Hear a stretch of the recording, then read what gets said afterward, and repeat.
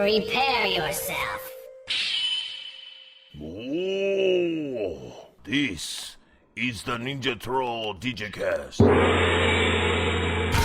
Hello again and welcome to the Cathedral of Wisdom for the Ninja Troll Digicast. Speed of lightning, roar of thunder, fighting all who rob or plunder, the Ninja Troll. Huzzah! What does Underdog say? That's the Underdog chant, right? Yes, it is. Fighting all who rob or plunder, Underdog. That's the actual song. Nice. That's the first line of the song. So I gotta brush up. But my name is Tim Dixon. I am joined by Mike Worth. That's right. This is where That's you me. talk. Yes. That's right. Welcome to this edition of the Ninja Troll Digicast. How the hell are you, folks? We've got a really great show coming up. In the showcase, Timmy takes us to the 90s. Mm-hmm. Ooh, radical. For our greatest science fiction novels of that decade. In the movie and TV news, some great things. We reviewed the Doctor Strange trailer, which just came out. Oh, yeah. Which I thought came out last week, but you know. I still have a job.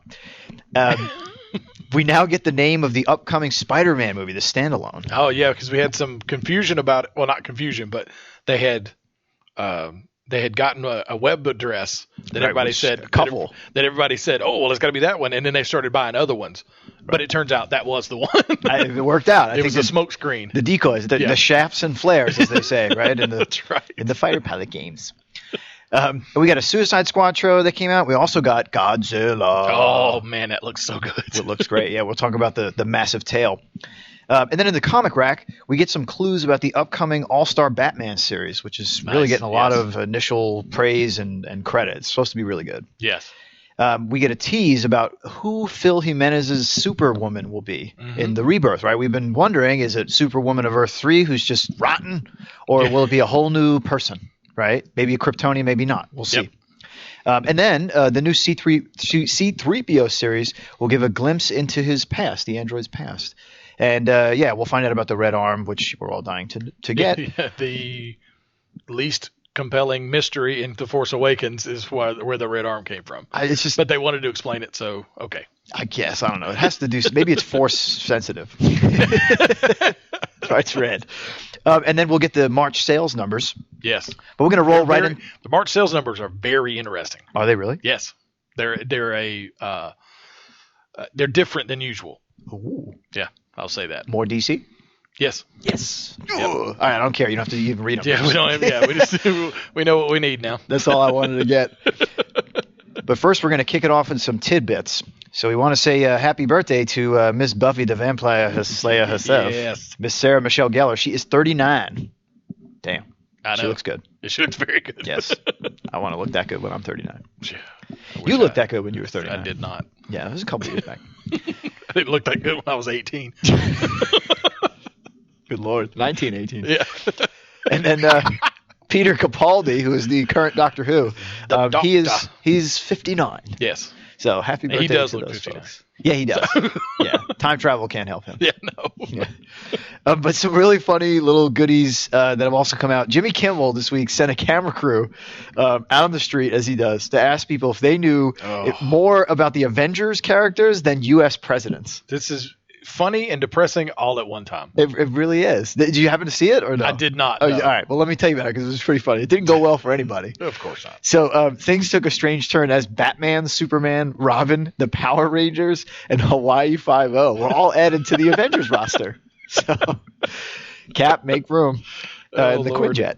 And then in the White House, its occupants apparently have included Thomas Edison, Ross Perot, right? The epic Lord. third. Yeah, right. Mr. Ears himself from Texas. I'm a businessman.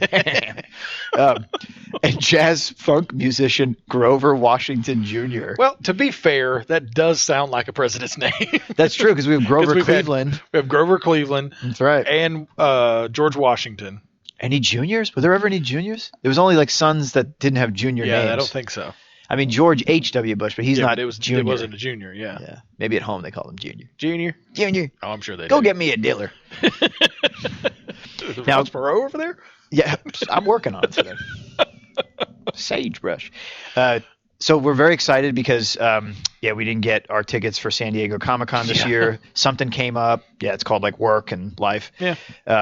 So, but Sci-Fi Channel is actually going to be streaming the panel discussions of Hall H. And we also on the internet. That Comic-Con, what did they call it?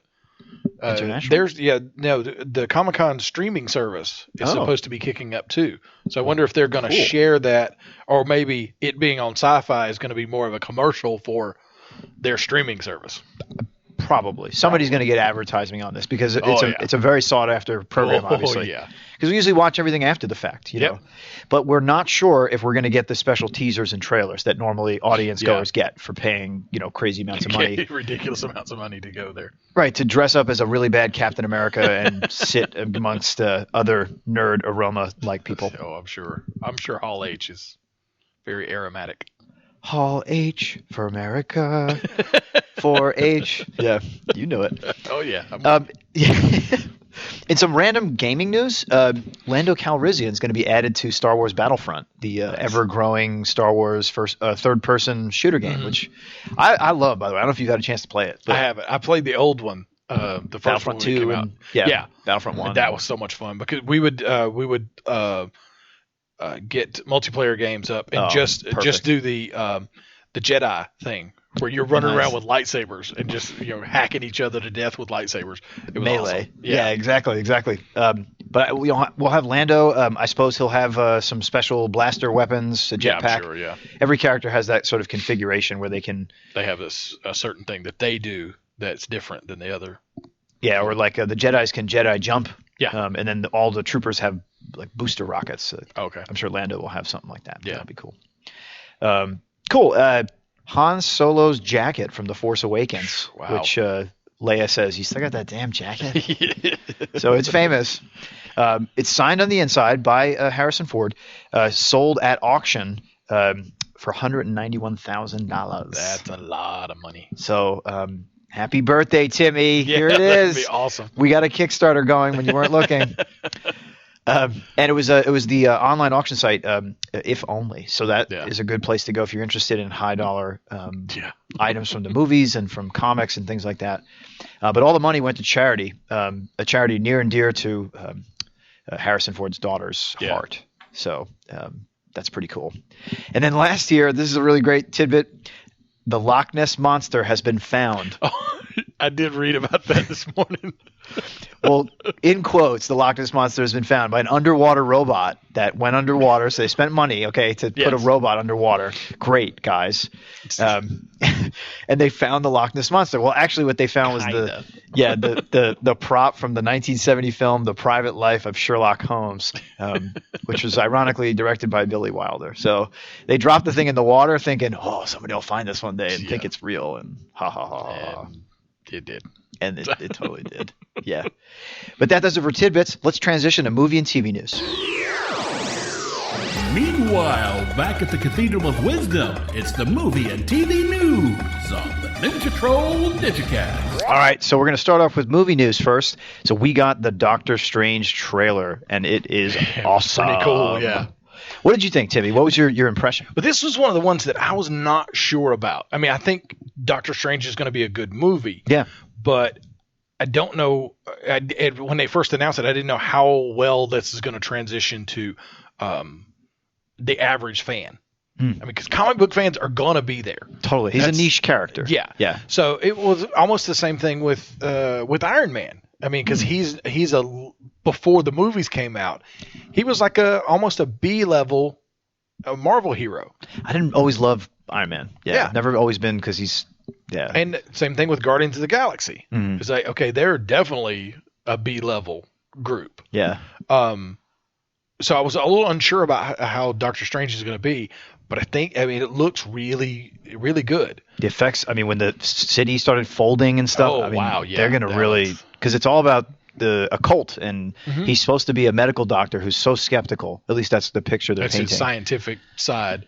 And he can't believe what he's seeing. So this is like, it's all about breaking skepticism, I suppose. He's lost his entire world because he's the surgeon who then loses control of his hands. So he can't do what he's trained himself to do for years and years. How that cast with the bone set was whoa. Yeah, that was pretty brutal. If I woke up and I would be like, damn. Yeah, I'd be like, but freaked thank out. you for doing this, whoever did, because I'll be able to use these hands appreciate again. that, but Yeah. Ow. ow. Yeah. Ow. Yeah. Yeah, it looked really good. And his whole thing, the tail end of it is he's given that really short astral trip, Right. and then he's brought back to his body, and he's like, "Teach me." Yeah. And his hair's all messed up, and it's like And it's Tilda Swinton, right? Who's is playing the ancient. Is it ancient one? who is that? That was his teacher. That was Okay. I'll assume that was the Sorcerer Supreme before him. previous. Okay. I- So that's I who he gets assume the that. Eye of Agamotto from. Yeah. Yeah. Okay. I would assume. So I never was a huge reader of Doctor Strange. Only So I like vaguely know his history. I mean, really, only like Infinity Gauntlet was probably the most exposure I had to Yeah, Doctor Strange me because too. he saved everybody. You know. Yeah, and he was kind of the program, or not the program, but he was the cruise director. He was the one taking everybody where they needed to go, and That's right. they needed to get out into space to get to Thanos. Okay, I'll take you. So it Yeah, was right. him and Surfer. Right. Were the guys that were kind of in charge of the whole thing. We're casting off. That's right. So Yeah, taking people out to the Rocky fight scene. yeah. We're gonna get that in November of 2016, so that's gonna Yeah. be like a birthday present for me. So thank There you. you go, I yeah. appreciate that. You doing that. Thank you to Marvel. Yeah. Marvel Studios. But keeping in trailer and teaser news, we got a really funny trailer of the meeting of Ant-Man and Cap for upcoming Civil War, and it's a really funny scene. That was it was, and this is like I guess like Marvel Week at Jimmy Kimmel, because he had Team Captain America the other night, and that's when they released that clip of Hawkeye went and found Scott Lang, Right, Scott Lang. and he's like, hey, I got a new recruit, and of course Scott's asleep in the van. Yeah. And like he wakes up and he's like, "Oh, it's Captain America! Oh, this." He is touches awesome." him, weird and everything. I And know I'm holding your hand way too long, but you're Captain America. Yeah. he's like completely starstruck. And then he sees Sam Wilson. He's like, "Oh, hey, man, how are you?" And he's like, "That won't ever happen again." He's like, "Oh, you want a That's right, rematch?" 'cause, yeah, he had the whole thing with him. Yeah. Yeah, right, in the Ant-Man movie, so we Yeah. got that nice crossover. So that's great that Paul Rudd's going to join this crew. He'll be a great source of humor, and I think finally we got Ant-Man in the Avengers. So yeah, thanks. And the whole the shot that they've released of, and it's a very famous thing from the Avengers comics as well. Ant-Man riding one of Hawkeye's arrows. Yeah, That is going to be awesome. that is going to be very cool. Yeah, well, I was skeptical about this movie at first, but I'm really starting to feel good now. It's got all the right ingredients. Yeah. I mean, I read Civil War. I thought it was great. You know, with the whole Cap death and everything. Yeah, I was just. Yeah. No. What? You what? What? Yeah. Oh, sorry. Whoopsie. Yeah. No, if you don't know that, then if you don't know that sorry, by now, then yeah. Okay. But yeah, the more they release and the closer it gets, I'm more and more excited about it. It's going to be, I think it's going to be an awesome movie, and I'm just interested in how they do the end. Right. How they handle it. Yeah.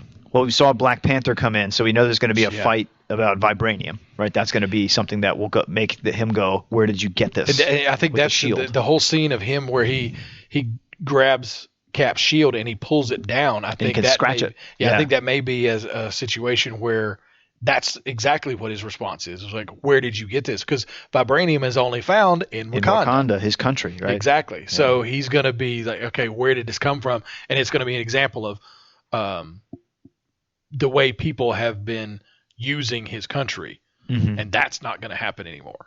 No. And that's why he's there. Because I mean, he doesn't give a crap about he don't the care about Civil War. Yeah, right. Yeah, I think that's most probably why he ends up aligned with Iron Man is because Cap has come there and taken, or the way he sees it. The perception. Yeah. Yeah. But he got that shield when? When did he In the actually 40s. get that shield? Okay, so it's Howard Stark gave that to him in the 40s. so then it's going to be an old story. Yeah. Right. It's not going to be like, hey, but in one of the other TV spots, a TV only spot that we got this week, we actually saw a really good picture of Crossbones. Yeah. And he looks great. He looks really cool. He's all buffed up with the armor, and the mask looks great. I mean, I think they're going to do a good Yeah, job. because his face was all messed up at the end of Winter Soldier, if I remember correctly. because he was burned, I believe. Oh, I forget. Yeah. They showed him he was burned or his face was all jacked up, so that's why he's wearing the mask. So now he's got the proper. So he's come into his character as we Yeah. know him from the comics. Exactly. Yeah. So I've never known Crossbones without a mask. Exactly. So, Yeah. and in fact, it's like I don't even remember that scene in Winter Soldier. But It was right at the end when they're showing where everybody was going, Right. Because Shield was dispersing, and so they show Maria Hill going to Stark Industries, Sharon Carter going to the CIA, Right. and then they show him like they're like paramedics are working on him, and he's all messed up. Yeah. So, Gotcha. Okay. I got to watch that before. yeah. I think I'm going to do all the caps before Yeah. we get to the movie, just because I haven't seen him. Captain America: First Avenger is an old movie now. Yeah. So that was really cool. We also got some cool teasers during the MTV Movie Awards, and that's where some of these Civil War ones came out. So there's a really cool part that I noticed where Scarlet Witch like throws Cap into action, like she like kind of gives him a boost, Gives him a launch. Okay. and then he's like, woo. So he's already got like ready to fly in, and he basically busts through a window and just starts kicking butt. So like that Nice. scene with Sam, Scarlet Witch, and Cap as a team was awesome. Yeah. I mean, she's going to be a great addition. Yeah. I mean, She's especially right being there an in the middle X-Men. of right in the middle of the Avengers mix. That's cool. And I like how her powers have always been like changing probability. So a gun would break or like something would work in their favor. I guess that's playing out, but she has much more sort of telepathic magic powers. Much more offensive powers. It seems like it. Like she has force, which Yeah. wasn't the case. And there's one shot where she creates a shield, almost like Invisible Girl. Totally. Yeah.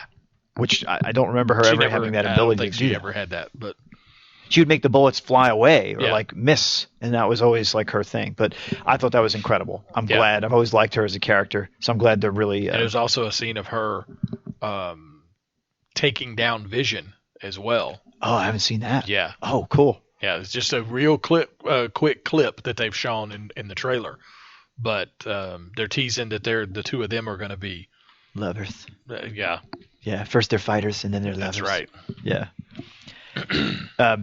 Now shifting here, we've got word that the upcoming Avengers Infinity War movie will introduce Thanos in a very big way. Is I the, figure he has the quote. to be the main villain in that. Totally.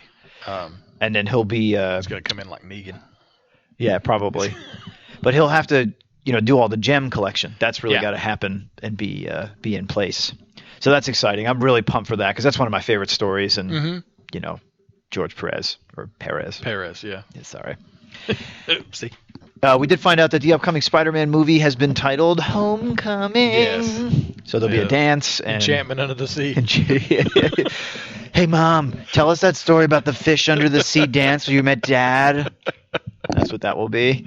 I'm sure they'll do something with a homecoming dance. Yeah, it'll be a play it. playoff of that. Yeah, but the rumor going around is that Michael Keaton Yeah, may play the villain, that's awesome. and it's been rumored that villain will be Vulture, which that kind of goes Ooh, with that because he is an older guy. and he was just Birdman. Yeah, Yeah, So did you see that goes movie? together. I still haven't seen it. Oh, it's Yeah, dark. I need to see It's that. dark. Yeah, Yeah.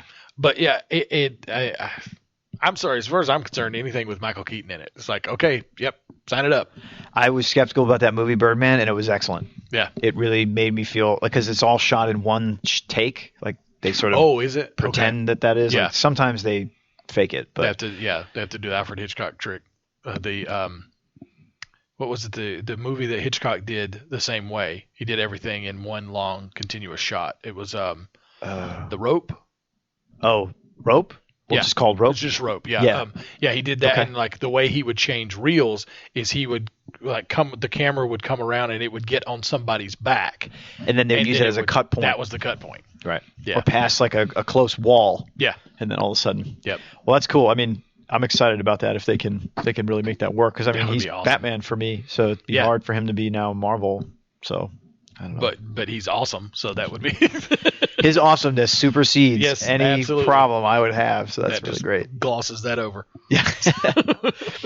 We did see the new Godzilla Resurgence teaserette, which I'm calling it. Yeah, it was kind of weird. It wasn't really a trailer. Nah. But oh man, it was awesome. It really was. You got the old school Godzilla scream. Right, which we said was a super plus because they've omitted that in some Yeah, they recent changed versions. it for the last. I think the last 2 ones they've changed it. Why would they ever do that? I don't know. It doesn't make any sense. It doesn't make any sense. But yeah, the tail is so long. Yeah, It's crazy, and it was one of the shot that I loved from the teaser or trailer or whatever you want to call it. Is it's not like your standard shot, but it's like POV of you're down on the street, like a Right. city street, and the tail just is hovering whips over. Yeah, it kind of keeps hovers going. and over. Yeah, it's an endless. There's nothing huge going on. It doesn't hit anything. It's not tearing anything up. It's just the fact that this ginormous tail is swinging over the streets. It's just, I love the shot. It reminded me of Spaceballs when the ship never ends in the beginning. Yeah. It just goes on forever because Yeah, the just- tail just kept moving. Yeah, yeah. And It's we huge. were marked that Godzilla looks weathered and he looks like he's Yeah. been in some real Jacked fights. up. Yeah, he's and got like scars and spots, like red, all over. almost like raw skin. Right, like Yeah. something got him. I mean, Lord knows with all the movies he's been in, Yeah. he's taken some hits. So it's a lot of electricity to the face. It's true, yeah.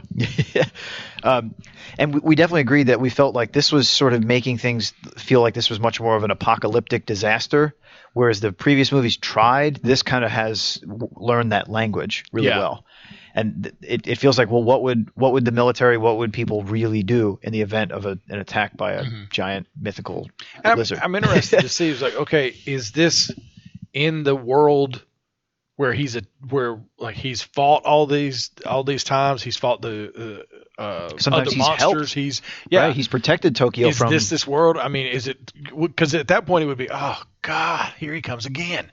I mean, that would be kind of the reaction. Yeah, and that's I over mean, with. Yeah, right. We're It was like, over that. Jeez, here he comes again. Right. Oh, power lines. Okay. Yeah. So, I mean, it'd be interesting to see how it's set because they haven't. I mean, in the United States, we've only gotten like 2 Godzilla movies over the past 20 years. What's the trash island that's in the Pacific? It prevents him from making it here. But in Japan, they've continued to make them. Yeah. There's been plenty. Oh yeah. Well, Made. why not? We just don't get them here. No. But there's this one is obviously a Japanese. and it's called Godzilla Resurgence. Right. So I'm interested if that title means this is like a Is it connected to the Insurgent series or Divergent? oh Lord, Yeah. let's hope not. Well, of course, Independence Day is called Resurgence as well. Is it really? I think so. Was it Resurrection? No. No, Resurgence? I think it was Resurgence. Oh, confirm that, Timmy, because Yes, that would be a little get bit on too. that. Yeah, if we're gonna have a resurgent year, let's Yeah, that's what it is. let's get it right here. Yeah. But yeah, I'm interested to see if that means.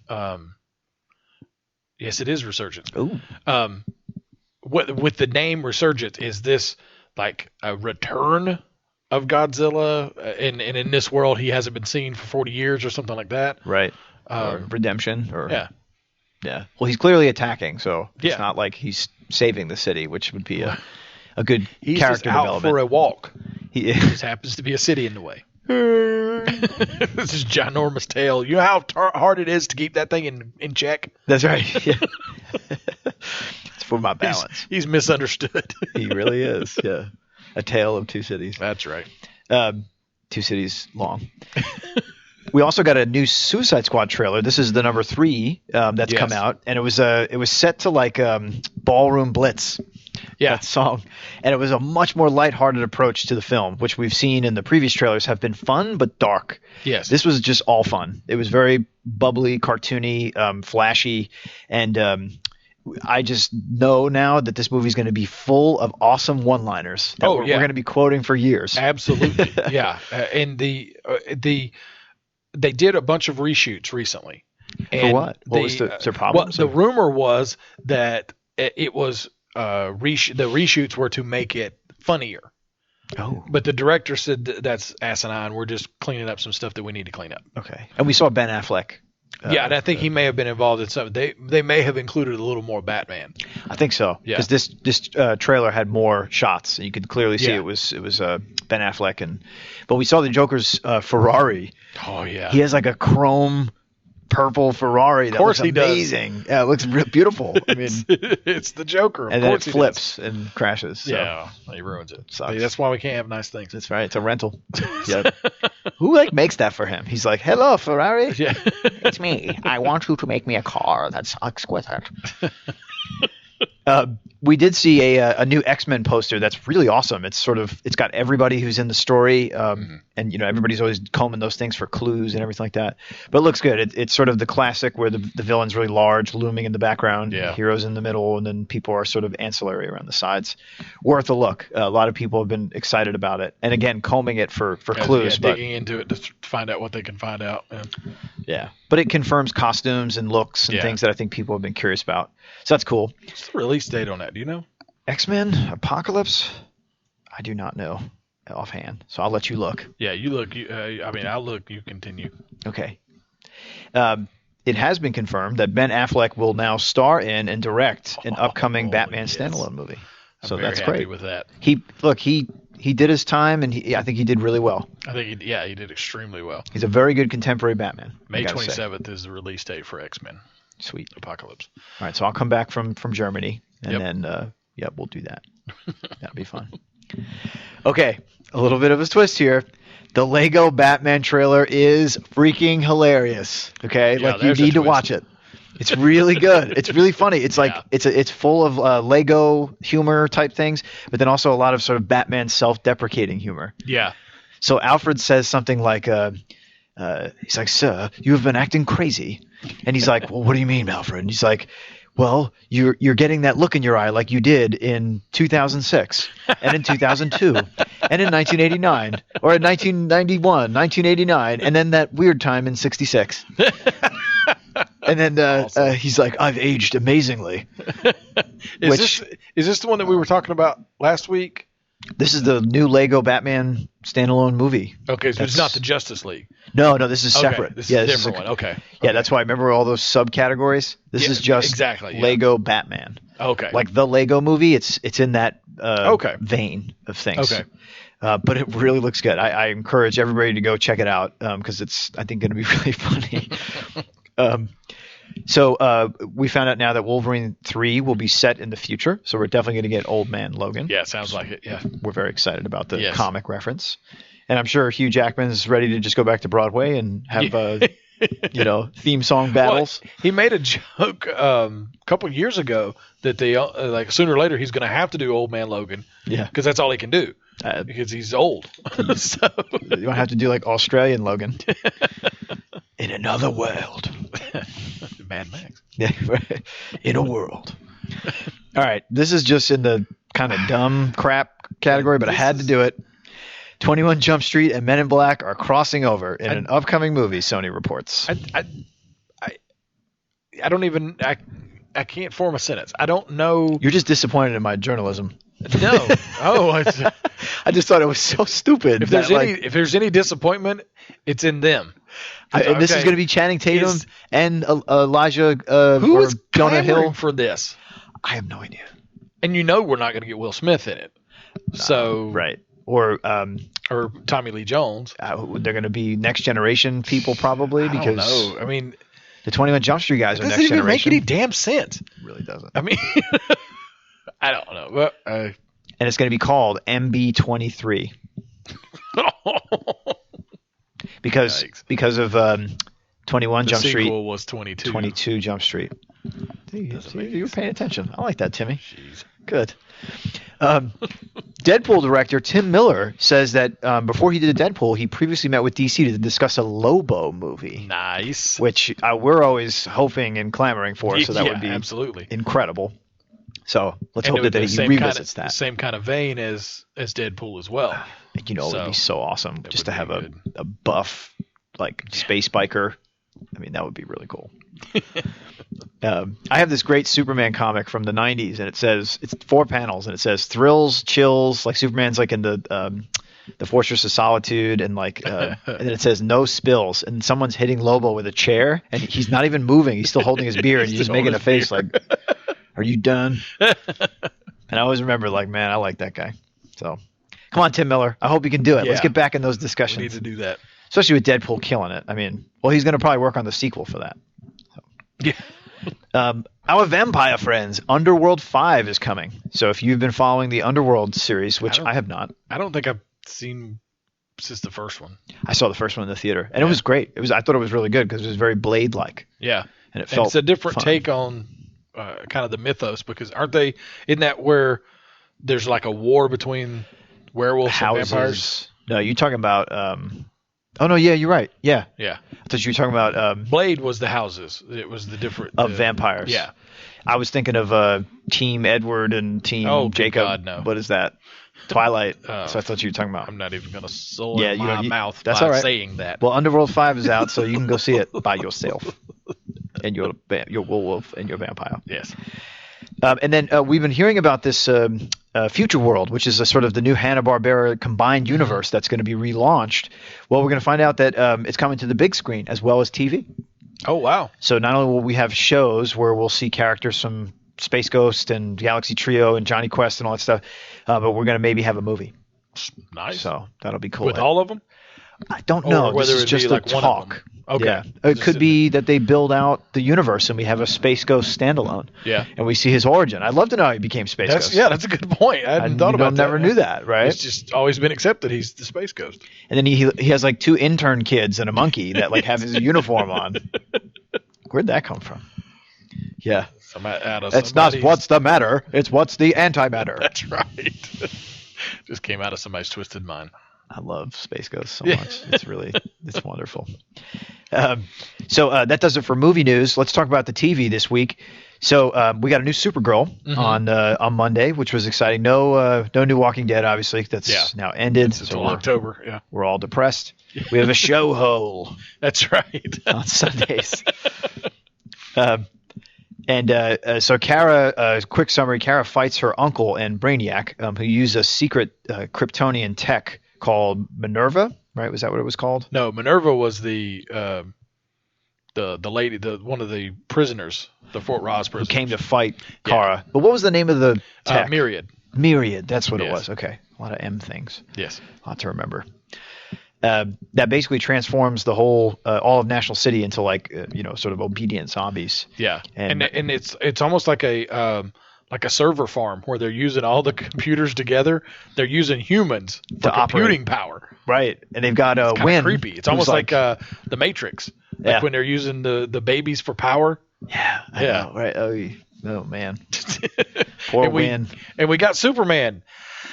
Kinda, yeah. He kind of flew by. Yeah, right. And he was really flying in. You saw like a little flappy cape, and then he dropped down to the ground because he was susceptible to whatever that stuff was, that technology, because it's Kryptonian. But we saw that Maxwell Lord and Cat Grant both were immune because Maxwell of his tech. Right, he made something for himself, and he sent it to her to make sure she was safe. As earrings. So yeah. Oh, the one of the best things was the Harrison Ford joke. Did you catch that? When she first got there, she got off her elevator and she was looking at her phone and she's like huffing about something she's reading, and she goes, send a message to Harrison Ford and tell him that I'm not interested in older men, even if he wasn't married. Callista Flockhart is married to Harrison Ford. Are you kidding me? Yeah. Oh, I had no idea. Yeah.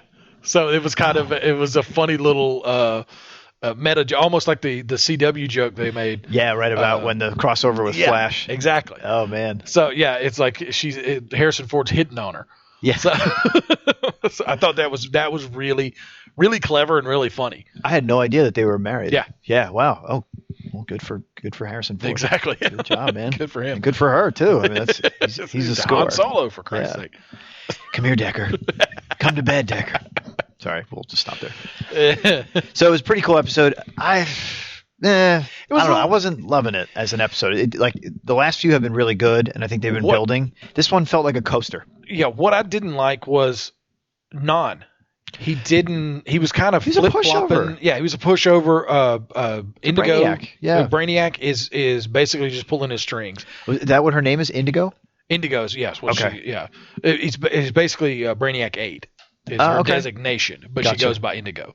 Is she from the future? I believe so. Or just outer space? No, I think she's from the future. Because Brainiac 5 is from the 30th century, Yes. right? Okay. And yeah, and she came after him, so And if we meet the Legion of Superheroes on these other shows, that's a crossover point Yeah. right there. yeah, Okay. true. Yeah, but it's the end, the cliffhanger at the end was really well, not just the cliffhanger, but the bringing out Alex is completely controlled by Myriad. Right. She's got And- the super suit, right? Yeah, the she's armor. got the Kryptonian, dare I say it, the Lex Luthor basically yeah. battle right. suit Right. because it's powered by kryptonite. And then at the end, they did the the great moment in ninja movies where they both jump in the air, and you never know how far away they are. And that's the cliffhanger. So, Sure and is. my daughter pointed that out. It's like every time they do a cliffhanger, it's always two people jumping to fight each other. So, Okay, so we got to name that a jump hanger, jump hanger, jump fight hanger, jump hanger. I like jump hanger. jump hanger. Okay, cool. All right, let's call it that. All right, we've named it. Yeah, Okay, so watch it, CBS. There If you you call go. it jump hanger, jump hanger. Yep. yes, we're going to be on the show. That's going to be in our contract to settle. So we didn't get a new Flash this week. Hiatus again, Yes. but we did get a report Next that week. Next week we're back. It comes back. Yeah. And it's going to be great because obviously last week's or the previous time was amazing, and Yeah, we we were get cliff-hanged. Yeah, and we get the story of his origin. We will learn where Zoom comes from. That's awesome. Yeah, it's gonna be really cool. So we got a report from Teddy Sears, right, the devil incarnate now. We used to love that guy. Not anymore. Says that the Man in the Mask reveal, which we've been all speculating about forever, will be very satisfying. It's gonna be on the finale. Yeah, Damn. yeah. I'm so excited about that. We didn't get a new Arrow this week. We got a Nope. repeat episode, Code of Silence. So there's not really a ton of news there. Yeah, So are they coming back next week? I believe so. Yes. Perfect. All right, so we'll have a full DC week, unless Legends of Tomorrow is off, I think they're I think they're on the roll. because they're on tonight. Yeah. We're going to get a new Legends of Tomorrow tonight, so we'll shift to that real quick. So the synopsis says, needing a place to lie low, the crew heads to the Old West. So we're going to meet yeah. Jonah Hex and the Magnificent Eight, Nice. which will be great. And they do have a new episode next week. Sweet. Okay. They're on a strange schedule. You know why I think there's been a lot of skips with the Flash?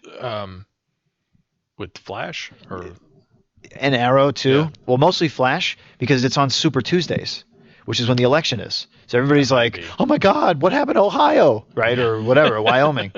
And that's what people care about. So, and we don't get another Arrow episode for another week. So not next week, but the next will be Arrow. so we'll have Flash and Legends of Tomorrow and Supergirl next week. And Yes. then that's it. Yes. Cool. All right. So the talking about now Walking Dead, or at least Fear of the Walking Dead, they had their premiere this week, and the bad news is that the ratings have slipped from last season's finale and also the last season's opener.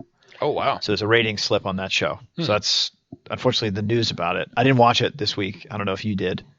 Did you? The premiere, season 2 premiere? No. Okay. Well, anyway, that was not such great news. Yeah. But I don't know. I wasn't 100% sold on that show. They're like on a boat now because they made it out to the ocean. I made it like 3 episodes in, and You gave up. It was just, and I actually had somebody tell me that it was only 6 episodes for the season, Right. and I had somebody tell me, the 6th episode is like it makes up for the other ones. Really? But I was like, I don't know if I can go through 5 episodes of crap just to get to one really one good good one. meaty one. Well, maybe we'll try. We'll see. We'll give it Yeah. because it's going to be what's on now Sunday nights. So True, yeah. unless you have a really good book, Timmy, you might want to. I've got many really good books. Yeah, you do from the decades It's true. of the past. Really cool. Game of Thrones is starting up April 24th. It's coming back. And Yeah. there's been a couple of teasers that have come out that have sort of caught us up on some of the characters. So you're saying brace yourself? Game of Thrones is coming. Vinta is coming. Vinta is coming. Yes. So Oh, speaking of, this is probably like would have been better for tidbits, but there's a What you got? really bizarre commercial out there with the guy who plays Mountain. Yeah. Thor something. Yeah, he's something massive. Scandinavian. Sure. It's a very weird commercial. It's like a commercial in two parts, because at the beginning is him doing a commercial for Heavy Bubbles. And he's talking about you drink the Heavy Bubbles, they make you strong. You can it comes in, they look like dumbbells. So he's like, they come in 5 kilo, 10 kilo, 20 kilo. And you can even work out while you're going from the store. And then he's like, is this real? That's the thing. It stops in the middle and goes, this is stupid. This is not real. And then he goes into the real commercial, which is for the soda things that like infuse regular water with bubbles. And Soda Stream. Yeah, Soda Stream. That's it. Yeah. So it like transitions to a real commercial for Soda Stream in the middle of it, but it's still bizarre because you have these obviously bodybuilding people who come in from the side, and they're like really weird smiles and flexing. Yeah, and it's just bizarre. It's hilarious because so you can just find this on YouTube. Yeah. All right, so folks, check this out. And yeah, Peter Dinklage posted it on his Facebook page. That's where I ran across it. But yeah, it's just. Is this like a side gig for the Mountain? Is that? I don't know. Obviously, SodaStream's a real company. Yeah, exactly. Yeah, so it's just an odd commercial. Wow, very odd. Better than Puppy Monkey Baby. Oh, anything's you better. can't unsee that. Yeah. Oh, I think we just got some breaking news in.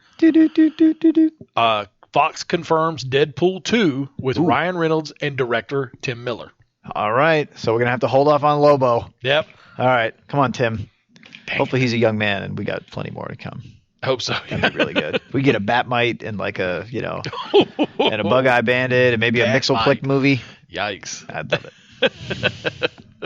And then here's our last bit here. We are getting a Fahrenheit 451 adaptation series on HBO. Nice. We don't know the date yet, but it's coming soon. But That's gonna be cool. It's been optioned. It's like all going to happen, and it will be really cool in a series. And I don't have HBO, so I won't be able to watch it. Well, I'll tell you about it. Okay, cool. That'll work. Let us spin your comic rack, Timothy. All right, we're going to take a break, and when we come back, we're going to spin the comic rack. Our hailing frequencies are always open. Find us on Facebook, Twitter, or Instagram. Just search Ninja Troll Digicast or drop us an email at ninjatroll@digitaltuxedo.com. Man, do I love card night. You ready, boys? You got a king? Go, fish dad. Oh, come on. This is WWE superstar Titus O'Neil. The smallest moments can have the biggest impact on a child's life. Take time to be a dad today. Learn more at 877-4DAD-411 or visit fatherhood.gov. Brought to you by the U.S. Department of Health and Human Services and the Ad Council. This is the reclusive one, better known as Michael Golden, the guy who co-created Rogue, The Knob, Micronauts, Bucky O'Hare, Spartan X, and many, many more. You are listening to the Ninja Troll Digicast. Pay attention! All right, welcome back to the Ninja Troll Digicast. And he's right, you should pay attention. I'm sorry, what were we saying? Oh, see? There we go. Who was that? That ruined everything. Oh. But I've got to tell you about where I was this past Saturday. Yeah. I was at the LexingCon in Lexington, North Carolina. It was a great place. It was a lot of fun. Met a lot of great, really cool people. Nice. It was all a fundraiser for the Davidson County Animal Shelter. Huh. So there was dogs all over the place. We had actually had a couple dogs that were dressed as superheroes. Yeah, you showed me that golden retriever. And there was one really there cute. was a Dotson mix that almost came home with us because my daughter was with me. So oh man, we were both falling in love with that dog. You could have adopted, in other words. Or? Yeah. Yeah, we were close. What was Dachshund and what? I don't know. She just said Dotson mix, so they knew that there was Dotson there, but they weren't quite sure what else. Wow. She was such a sweet little dog. Oh. Emma was holding her, and like she was very calm and just relaxed. I love little wiener dogs. Yeah. It was an awesome little dog. But we met a lot of great people. Like I said, there was the table behind us, so we were almost like. With our chairs, we were almost like back to back. There's a guy who his Facebook page is Claws of Creation. He's an artist, and he did. He was working on a Zoom.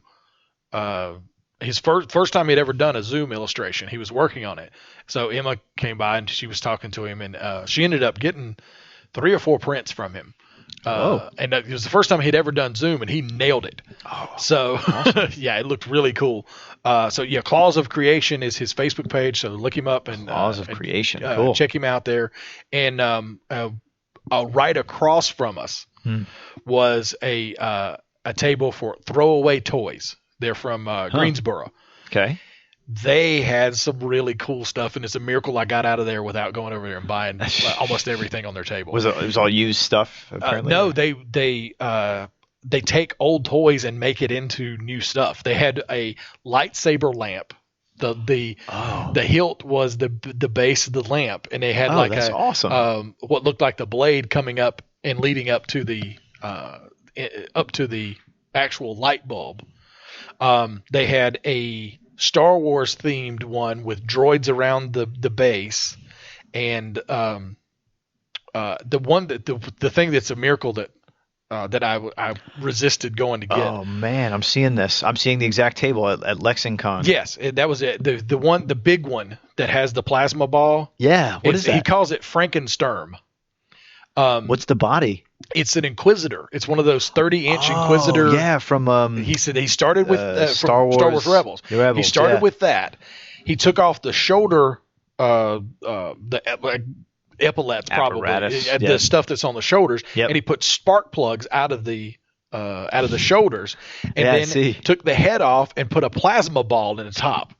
The more I sat there and looked at that, the cooler I thought it was. Oh, it's really cool. And it was, and so when we were leaving, I was like, okay, I got a card from him, and he has an Etsy store. So I immediately looked for the Etsy store, and it wasn't on there. So I was like, okay, it's not on your Etsy store, but if I send you an email when I decide I've got to have this, and it's getting close, I really want it. I said, can I just send you an email and get it? And he goes, oh yeah, no problem. So it looks so cool. And he put a little thing on the chest that would be perfect to put business cards. Oh, so nice. that may be holding my business cards in my office from now on. The next time you come in. Oh, I see. Yeah, no, that's fantastic. It looks really, really cool. And then he has even little figurines that he's hacked. And he had one, the one that I didn't see or I would have bought that day. What? It was. I don't know what the base action figure was, but he's taken the head off and put a TV on it, like a little toy TV. Yeah, it looks like a little Mego. Yeah, yeah, like an old Mego toy because it's bigger than like an action figure. Yeah, really cool stuff. I mean, it was. Man.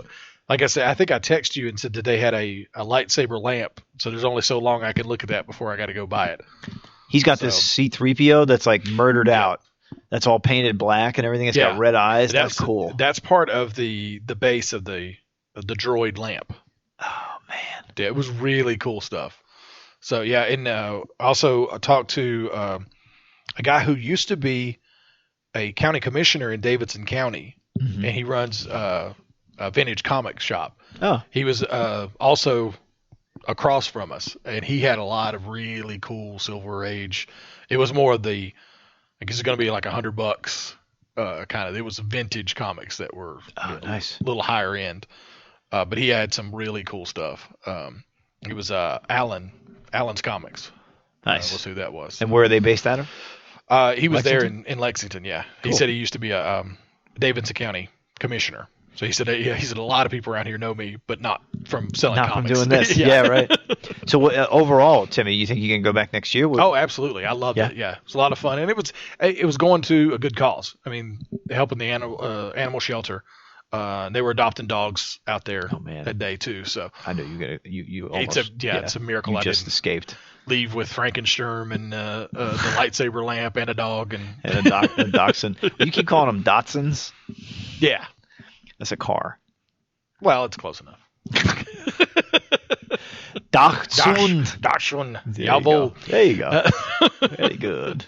But we actually have some really big news coming up in the next couple of weeks. We're going to be part of another podcast, actually. Yes. So why don't you tell us about that? This is your deal. You set this deal up. So I sure did. Yeah. We're going to be on Flash Chat, which is a podcast, a video podcast. So it's different than us, so right? You get to see our pretty faces. Yeah, we've got faces for radio, so it's going to be exciting for all. And that's hang on one second. Here. WCCB, the local CW affiliate. Yeah, the Flash Chat. Pull up here. I just want to make sure. Okay. So. This is a local show that WCCB handles. They're really great about coming out to all the events, and it's hosted by Jess Barla. Just Jess is her Twitter handle. Twitter handle, and she's fantastic. She actually came out to South Carolina Comic-Con. She was there with her friend Josh doing the CCB or the whatever the affiliate CW affiliate is in Greenville. Because she's like really sort of taken this on. I don't know the origin of all this, but like she's a super fan. I mean, she's shown me I'm like, hey, do you read the comics? She's like, yep, I'm reading Flashpoint right now. Nice. And she's incredibly into it. And she loves the show. She loves the characters. So if you get a chance, you should watch Flash Chat. You just Google it, WCCB Flash Chat. So we're going to be on I need to watch last week or the last one that was on. I haven't watched that one. I haven't either, just because things have been crazy. But the flashback episode actually had our good friend Carla Marsh from Heroes Store. She was wearing an awesome CC Jitters t-shirt. Nice. That Jess actually gave her as a gift. Oh, cool. So they're buddies, and she's got all that stuff. If you look, there's a set, and she has all this great Flash gear. So she's actually requested some sort of drawing of characters. Cool. And she was like, well, you could draw the Flash. And I was like, oh, okay. I was like, because I've not drawn the Flash except for Emma. Yeah. So I don't know. I think I'm going to do a canary because, or maybe give her a canary. Because now that she's dead, it's all I can think about. I can't sleep at night. Yeah, I can't eat. My coffee just turns cold. Doesn't taste the same. No, I miss you, Laurel. I miss you. But we're going to be on the May 7th episode, which is 4th. May 4th. May 4th. So May the 4th be with you. May the 4th be with you. Yep. And it's really great. It's like a quick 20-minute or so show, and basically Jess will talk to us about what happened in the episode and all that stuff, anything sort of CW. And we'll be getting close to the finale there, so we should have some good stuff to talk about. It's going to be a red meat episode, for sure. Yeah, absolutely. Which will be fun. Yeah. So. And we also have, at the end of the month, we have April 30th, Hickory Comic-Con will be on Saturday, and then that same weekend, Charlotte Comic-Con will be Sunday, May 1st. In the new location. Concord. Yeah. Concord. Yeah. Concord, as we say. What's the it's a hotel, and I don't remember which the name of the hotel. I'll look really quick here. Okay. It's going to be a big weekend for us. Or for me. You. Yeah. Yeah. So I'll be in Hickory the day before and in Concord the next day. So, it's going to be... It's the Embassy Suites. Okay. 5400 John Q. Hammonds Drive in Concord. Okay. And it's 10 to 5. I think that's right there at Concord Mills. I think it is. Yeah. Yeah, the Embassy Suites is really close. Admissions is $5, and kids 12 and under are free. Sweet. Should be a lot of fun. They always put on a great show. They got a brand new website, and it's looking good. Yeah. Cool. Good. Yeah. Yeah, they got a new location, new website. It's all. And there's a guy named Tim Dixon who's listed on the guest list. That's right. And it looks like we got Andy Smith, Al Bigley. I'm just sort of scanning here really quick. Brandon Paget, my buddy from Sketch Charlotte. Bridget Connell, Bud Root. Nice. Let's see here. A bunch of cosplay. Herc Petmezis, right? Another friend. Greg Bill Watson, who I've not met yet, but I'm dying to. He's such a nice guy, and his work is awesome. John Hairston Jr., right? Our hometown favorite. John Rosenbaum is going to be there. John Hartness, the author, is going to be there, who I sat next to at the last Charlotte Comic-Con. Nice. He's a nice guy. He's got a great pitch. And Rico Renzi, he's going to be there. And a few others. I mean, you scan the list, check out charlottecomiccon.com for the latest info. And then where was Hickory Con at? What was Hickory Con will be the location? It's the I don't know. Hickory. Yeah, it's in Hickory. We know that. Hickory. Yeah. Let me look that up. Hickory check Con that out. is Hickory Metro Convention Center. at I don't see an address. Oh, there it is. 1960 13th Avenue Drive Southeast in Hickory. Nice. So yeah, that's usually a pretty big one. It's the largest one-day comic book and gaming show in the Carolinas. Ooh, and that's the one that has the where you can go and sit down and play like D&D. No, that's Con Carolina. Although they may do that up here because it's specifically saying it's a gaming show as well. Yeah. So I'm sure they will have spots. It looks like the 501st will be there. The Star Trek group, the Independent Fleet, will be there as well. Who are also at LexingCon. I didn't see any 501st members, but I know I did see the. Any of the Mandalorians? No. They were at SC Comic Con. They are awesome. Oh yeah. Their armor is so badass. I mean, like, because they can kind of do their own thing as long as they keep it in the Mandalorian motif. They're going to have at Hickory. They're going to have a Yu-Gi-Oh tournament. Oh. So if you're into Yu-Gi-Oh card game, yeah. Okay. Yeah. So, but yeah, it should be a lot of fun. It's a big. Rick Fortenberry will be there. He's one of the organizers of the Charlotte Comic Con. So, right. It's funny. The confirmed dealers, they have the uncanny Rick Fortenberry, the irredeemable Ronnie Bradley. Irredeemable. Oh, yeah. He must have done something bad. Yeah, and they will have the Star Trek Independent Fleet, and they will have the Klingon Assault Group, who will be there as well, who is kind of the companion group to the Star Trek Independent They're always Fleet. Near Uranus. Yeah. It's hard to get rid of them. That's right. And of course the 501st will be there. Cool. So yeah, it should be a lot of fun. Will our buddy Marcus be joining? I'm not sure if he's going to be able to be there or not. Okay.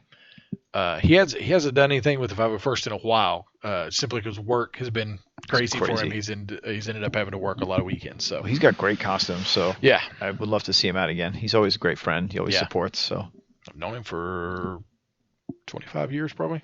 Nice. Yeah, known him for a long time. Mount Holly boy. That's right. Catch him on the Instagrams. Yeah. All right. No. All right. I got. Wait for it. I got one more thing. I'm gonna be live painting this Saturday night at Pint Central, which is 1226 Central Ave here in Charlotte, Plaza Midwood neighborhood. Cool. And I don't know what I'm doing yet, but I'm gonna do a big comic portrait like I always do. I gotta because my name's on it. So if you guys want to come down, it's 6 to 1 a.m. 6 p.m. to 1 a.m. Nice place to have dinner, have a couple of drinks, hang out, and I'm just gonna be painting. So will 5 other people. Oh, cool. There'll be an arts market, so it should be a good time. Nice. That's Pint Central? Pint Central. Okay. Yep. Cool. 1226 Central Ave. Cool. Awesome. All right. Well, we got all that out of the way now. So let's take a spin of the comic rack. Meanwhile, back at the Cathedral of Wisdom, it's time for the comic rack. Hey, nice rack. Knock it off, perv. No, it's the latest news from the enormous world of comics. Right here on the Ninja Troll Digicast. All right, we got a lot of information about the DC Rebirth now because the DC June previews catalog has come out. Cool. And in that, Scott Snyder and John Romita Jr. gave us some clues about their all-star Batman. It will start with a Two-Face story arc that they describe as Mad Max Fury Road meets the Defiant Ones. Oh. That sounds awesome. That sounds really awesome, yeah. Violent. Batman takes Harvey Dent cross-country with an offer to fix his face. Two-Face, for his part, has offered a massive reward to anyone who can stop them. So he's paid people to rescue him, basically, and to stop them before they can get there. Snyder says that this is Two-Face like you've never seen him, a modern Jekyll and Hyde. This arc will focus on Two-Face, but we'll also see Catwoman, Mr. Freeze, Killer Croc, and the biggest villain reveal yet, who's the mastermind behind it all. Oh. So what is this going to be? I don't know. Yeah. Teasing a big bad. So Professor Strange. Yep. Hugo Strange is pretty cool. Yeah, he's pretty cool character. So, but that's an all-star Batman, and we now know the secret identity of Phil Jimenez's Superwoman. Who is it? It's hard to say. Jimenez is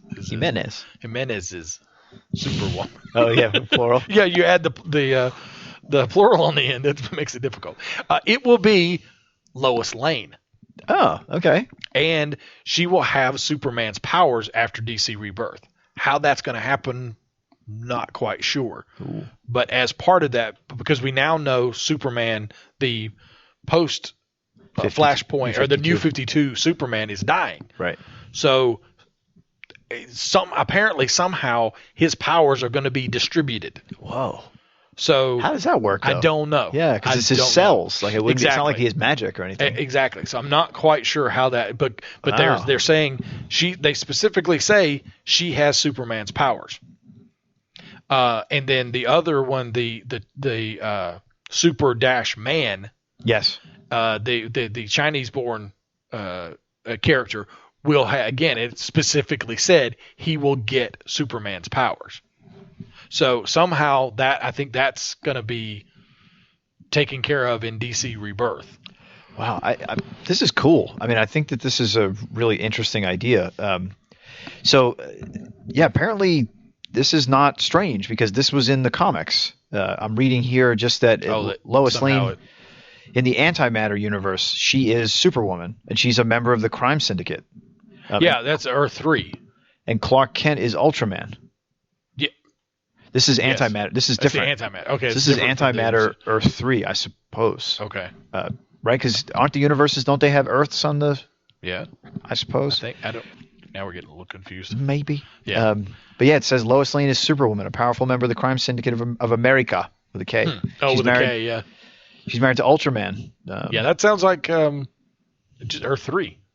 It certainly does, but it's not. It's not that. But it's listed as the Antimatter. It's Antimatter universe. Yeah. So anyway, somehow she will get his powers after DC Rebirth, and as she will also have her own supervillain, Ultra Woman. Really? So it'll be interesting to see who that is. Yeah. Her new powers, however, are killing her, and she has no idea what to do about it. And she, Lana Lang, will also be like her best friend and confidant in the series. Lang. What'd I say? Or no, I'm just saying, is it Lane or no? It's Lang. Lucy Lana is Lang. her sister. Yeah, Lucy is it's Lana Lang. Okay, so it's somebody else. It's actually supposed to be somebody that Clark grew up with. That was the thing. Superboy's love interest was Lana Lang. If that's the continuity, if Superboy grows up to become Superman versus just being Connor. Yes. Yeah. So, boy, oh boy. Yeah, exactly. Lot to remember. And in DC Universe Rebirth, the one shot that kicks off Rebirth, it will feature one death, a mysterious death at that, and 3 characters will be reintroduced into the DC Universe with the promise of more. Who? I wonder who. That's the good question. It's already been established that Ted Kord is coming back. So does he count in that 3? I wonder. Yeah. Because they've already announced he's going to be back. Do they count that as part of the 3 returns? Yeah. Yeah, I wonder. It's going to be the Wonder Twins, I'm telling you. And their dog. We talked about it last week. Of course, I think and I hope one of them is an adult Wally West. Oh, yeah. I think that would be good, and it'd be interesting to see, because really right now it's wide open, because they're talking about they're reintroducing Legacy, so it could literally be any character. Right. It's wide open. Right. And they've teased that we're going to get the Justice Society back. Wow.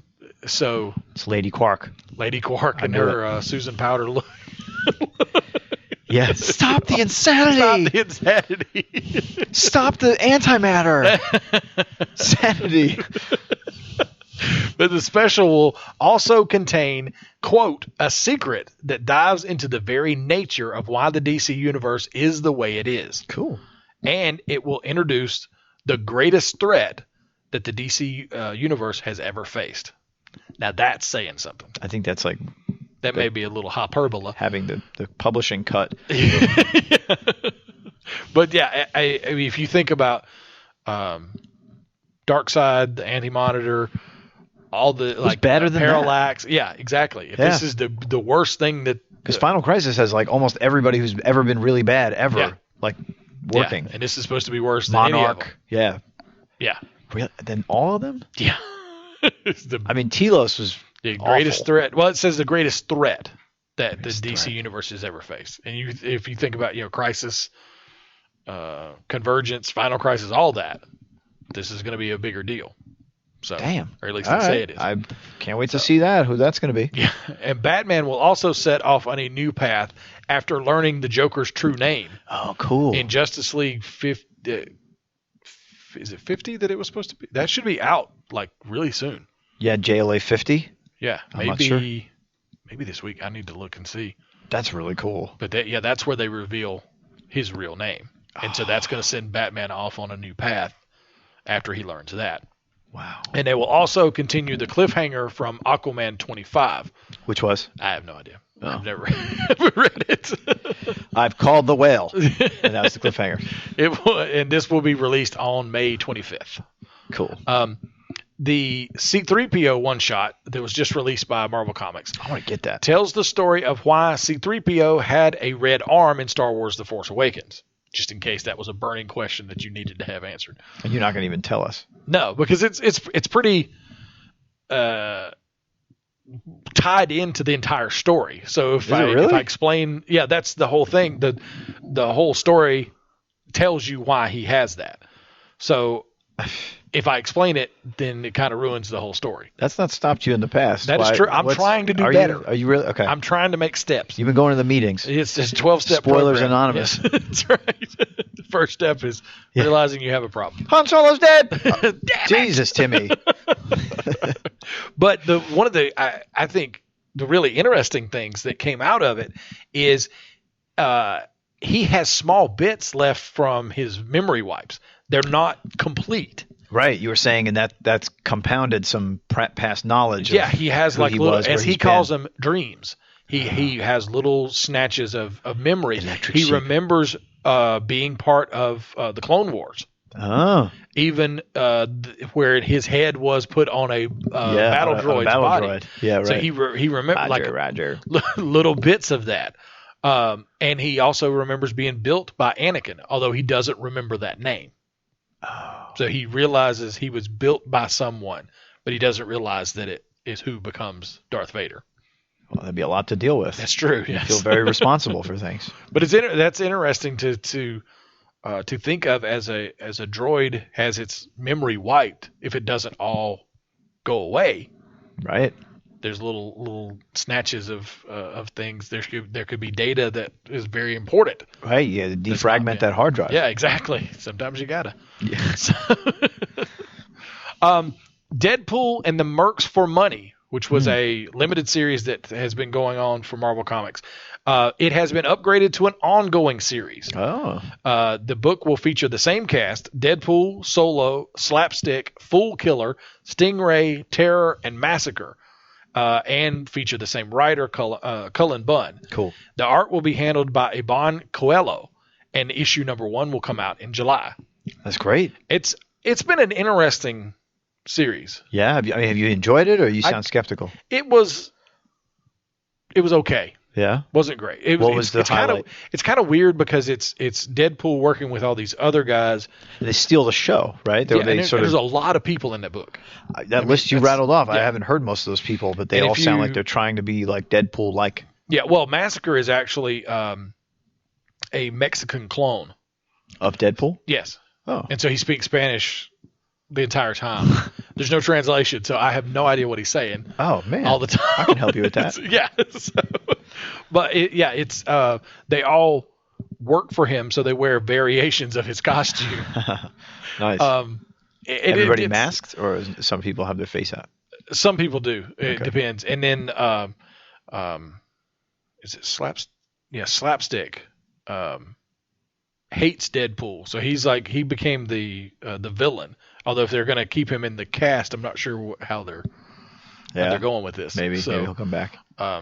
Redemption. But yeah, the Stingray is actually I'd never heard of him before. He's a Canadian superhero, and basically he's got kids, a wife and kids, and he's trying to pay the bills, and that's what it boils down to. He's just, I know this kind of sucks, but I got bills to pay.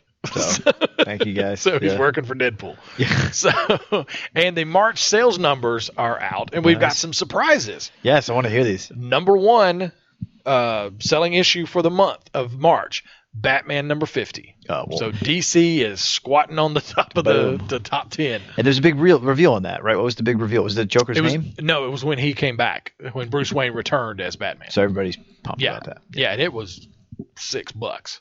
Damn. So they raked in a lot of money. With it being the biggest selling one, they raked in a lot of cash on that. Good Lord. Was it like an extra wide it was edition? Huge. Yeah, it was a huge issue. That's great. And number 2, Mighty Morphin Power Rangers number 1 from That's Boom amazing. Studios. Yeah, that's awesome. So, it's probably the first time Boom Boom ever Studios made has the top. ever made the top 10. Well, not for Bill and Ted. I probably doubt it. Yeah. We never won that contest. I sat and really that's right, worked it yeah. out. Yeah, they never wrote me back even to confirm Man, that I had entered. that I hope it sucks. went. I mean, I worked hard on that. That's Damn. right. So they were number 2. Number 3 was Star Wars number 17. Mm-hmm. So back to Marvel Comics. Sure. Number 4, Superman number 50. Whoa. So DC's got 2 in the top 10. That's amazing. Number 5 is Amazing Spider-Man number 9. Okay. 6 is Darth Vader number 17. 7, Darth Vader number 18. 8 is Deadpool number 8. 9 is International Iron Man number 1. And number 10 is Avengers Standoff Assault on Pleasant Hill Alpha number 1. The longest title. Yeah, really. I like interracial Iron Man. That sounds like a cool That issue. would be, well, I guess technically you've got Tony and Rhodey. That is interracial Iron Man right there. I guess so. See, you thought you were making a joke, but you're not. Well, all It good was jokes real. come from truth. It was that's right. It's got a kernel of truth in it. Just a kernel. Just a kernel. Roger, Colonel. All right, so that is the spin of our comic rack. We're going to take a break, and when we come back, we're going to talk about the greatest science fiction books of the 90s. Jarl. Hi, I'm Louis Black, and I'm a big supporter of the Cystic Fibrosis Foundation and its mission to cure CF. People ask me, Louis, what's your personal connection to CF anyway? Well, I don't have one. I'm just passionate about finding a cure. The CF Foundation has made amazing progress. People are living longer, healthier lives today because of innovative new treatments made possible through the foundation. But that's not enough. We need a cure, and we need it yesterday. The progress we have made is a direct result of the dedication and donations of folks like you and me. There's still more that needs to be done. Oh, no. I knew it. He wants our money. Well, yeah. I feel like an idiot for asking, but aren't you just going to throw some of it away each week on something stupid? So why not throw some of it our way? You'll feel better about yourself, and I won't have to come to your home and yell at you. Support the Cystic Fibrosis Foundation and help make CF stand for Cure Found. Ladies and gentlemen, Ninja Troll Digicast proudly presents The Showcase. All right, welcome back to the Ninja Troll Digicast, and it's time for our showcase segment where we pick out one subject and shine the Ninja Troll spotlight on it. This week is the best science fiction novels of the 90s. We started back in the 50s. We did the best science fiction of the 50s, 60s, 70s, 80s, and we did a little offshoot into cyberpunk, which is one of my favorites. That was great. So we did that last time, and now this time we've reached the 90s. So the first one is actually, it has a connection to the 80s. Oh. The first one is The Fall of Hyperion by Dan Simmons. Oh, right. We talked about Hyperion, the original, back in the greatest novels of the 80s. Right. We told you about Hyperion and the time tombs that move backwards through time. Now in Fall of Hyperion, these time tombs are opening, and the secrets in them will change the universe as we know it. Oh, cool. Who's this like weird knight-looking dude with like a spiky helmet? Is he like the bad guy or something? He's the I believe he's the main character. Okay. He's all over the covers and everything. Yeah. So oh, that's awesome. Yeah, Dan Simmons he's an incredible writer, but he's got some weird stuff going on. It's like you have to Like in his life? You just no in his books. You just have to go in. I've never read Hyperion or Fall of Hyperion, but I've read Olympus and Ilium, two other of his books. You just got to expect the unexpected? Yeah, you just got to go in and go, okay, this is, and it's almost where you have to try and figure out as you're going what exactly this thing is. Like he'll introduce something and You just have to go with it and try to figure out what it is. Damn. I like that already. Yeah, it's good stuff. Yeah. So, but the next one is Stations of the Tide by Michael Swanwick. It was a 1992 Nebula winner. Okay. On the planet Miranda, once every 200 years, the Jubilee tides cover the entire planet. Oh, yeah, I see. And now Gregorian has arrived. He is a renegade scientist who plans to remake the dwindling world in his own image using forbidden technology and magic and force who or whatever is left into a confrontation with death and transcendence. Sounds like Pope Gregory, like the story of like Gregorian. Yeah. Yeah.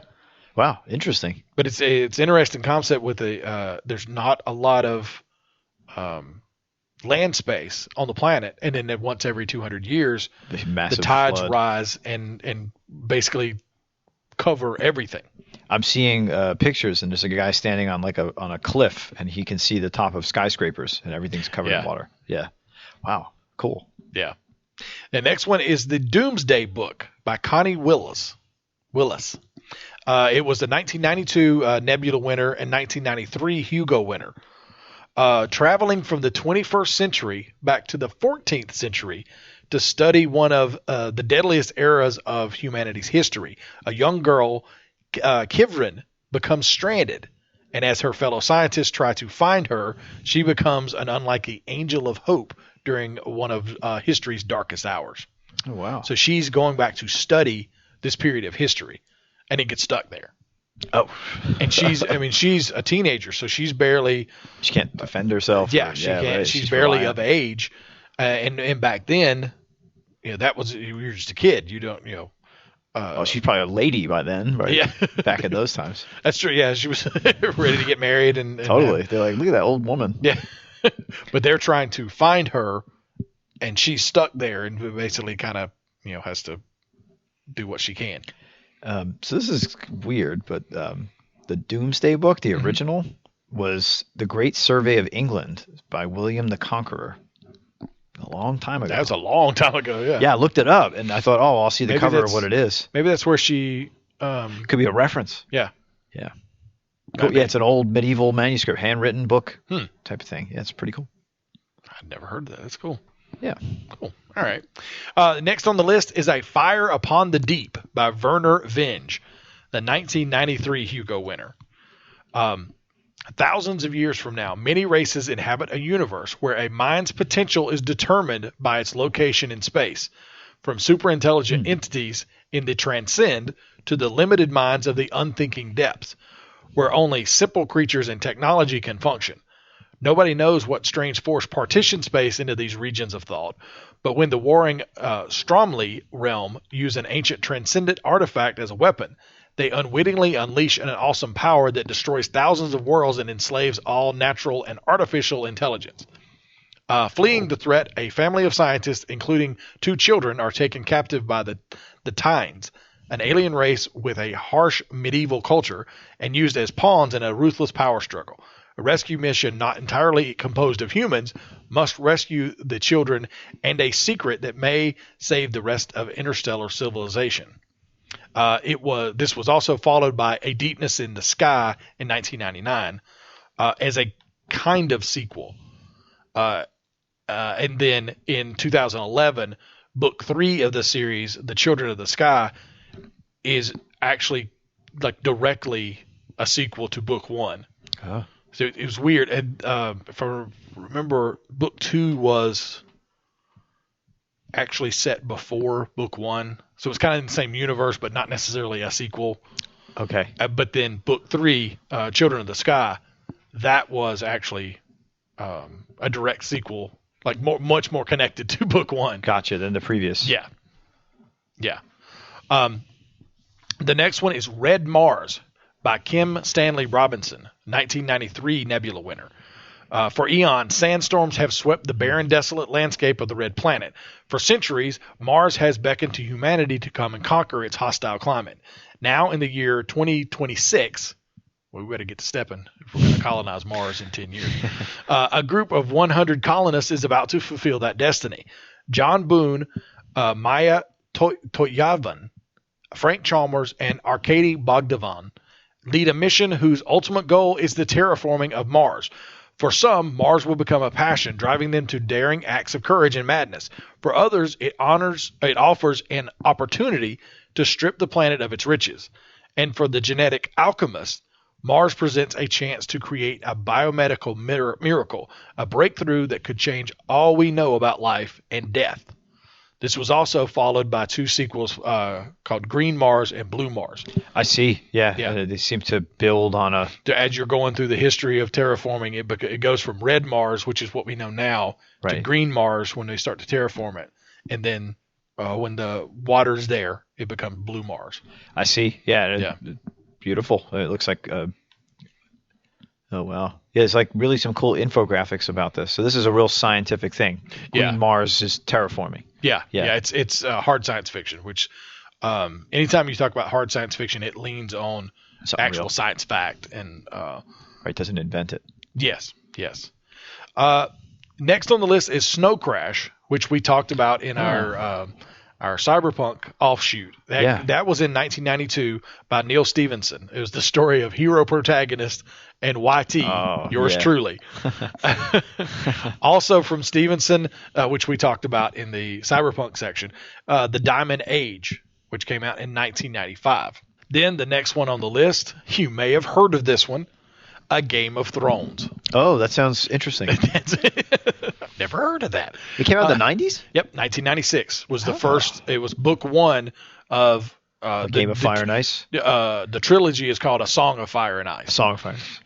And this was book 1 by George R.R. Martin.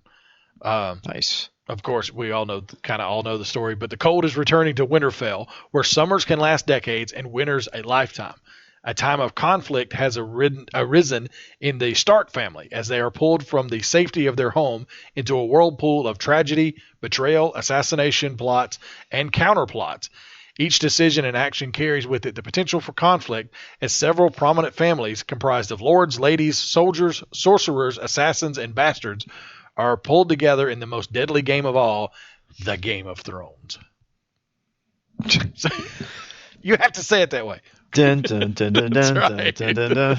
Yes, obviously this has been made into the HBO series Game of Thrones. Hodor. Yes, Hodor, yes. Brace yourself. Hodor. Winter is coming. I love Hodor. So yeah, this was book 1. That's cool. I had no idea. I thought it was a very new thing. I didn't realize it was so classic. Yeah, I'm not sure exactly how many he has gotten up to now. It's 6 or 7. Isn't he working on the 6th book? Maybe. I thought so. I've got it here. Game of Thrones was in 96. A Clash of Kings was 98. A Storm of Swords is 2000. A Feast for Crows is 2005. A Dance with Dragons 2011. Then Winds of Winter is forthcoming, and A Dream of Spring is forthcoming. So I don't know if he's decided that's the end of it. Yeah, Dream of Spring sounds like like we're going through the entire winter, because that's the whole thing is, brace yourself, winter's coming, because it can last years. Right. So that'll probably be like getting through the winter period and then back to when summer is. Most likely defeat the walkers, I guess. Mm-hmm. I think we can assume that. Sorry, spoiler. Oh. I knew it. Yeah. So Winterfell is the world, and in Westeros is the continent where they are. Is that correct? No. Well, Westeros is the continent. Or Winterfell is a city. That's right. Yeah, that's the capital of Westeros. No, it's not. It's King's Landing is the capital. That's right. It's been a while Westeros. since I watched the first 4 seasons, and then I haven't watched anything since then. That's cool. And I love the maps. I loved all the maps and graphics that HBO put out when the show came out, because it's really complicated if you don't know what's up. Yeah. The houses and the characters. Yeah, it's hard to keep up with. Yeah, and there's so many different characters, and you need almost like a scorecard to keep up with everything. I wish I had like a tracking map, because now characters who were once in Westeros have gone to Essos, which is the eastern continent. Mm-hmm. That's where like Daenerys Targaryen is with her giant army and stuff, and then Peter Dinklage's character has made it there. Oh, so you haven't seen this yet? Yeah, no, I haven't. Yeah. This is what just happened. Okay. And you know about Jon Snow? Yes. Okay. So we're debating whether or not he's still alive or not because he's been stabbed. Might not. Yeah. Yeah, he was like That was like the cliffhanger of last season. Correct? Oh, it was that. Yeah, it was a little punk bastard who like, yeah. Was it Crow or? It was like a servant boy who kind of had it ordered. He like distracted John while other guys came up and took their turn stabbing him. Man. Oh, it was awful. It was like because he's such a pure and good character. Yeah. You're just like, what? So, yeah. Anyway. Yeah, that kind of sucks. Yeah. But yeah, that's where the series came from. The first book came out in 1996.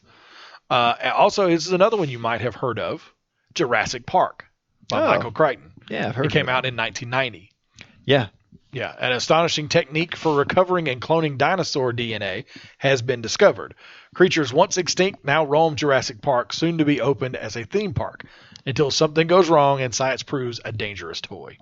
Do you think that this is like Samuel L. Jackson hard? says, "Hold on to your butt." Yeah. Do you think that this is hard science fiction? Yes. Because this is when they were debating whether or not dinosaurs were reptiles or birds, right? Yeah. And then the Velociraptor was, I remember, like that first bird-like dinosaur. Mm-hmm.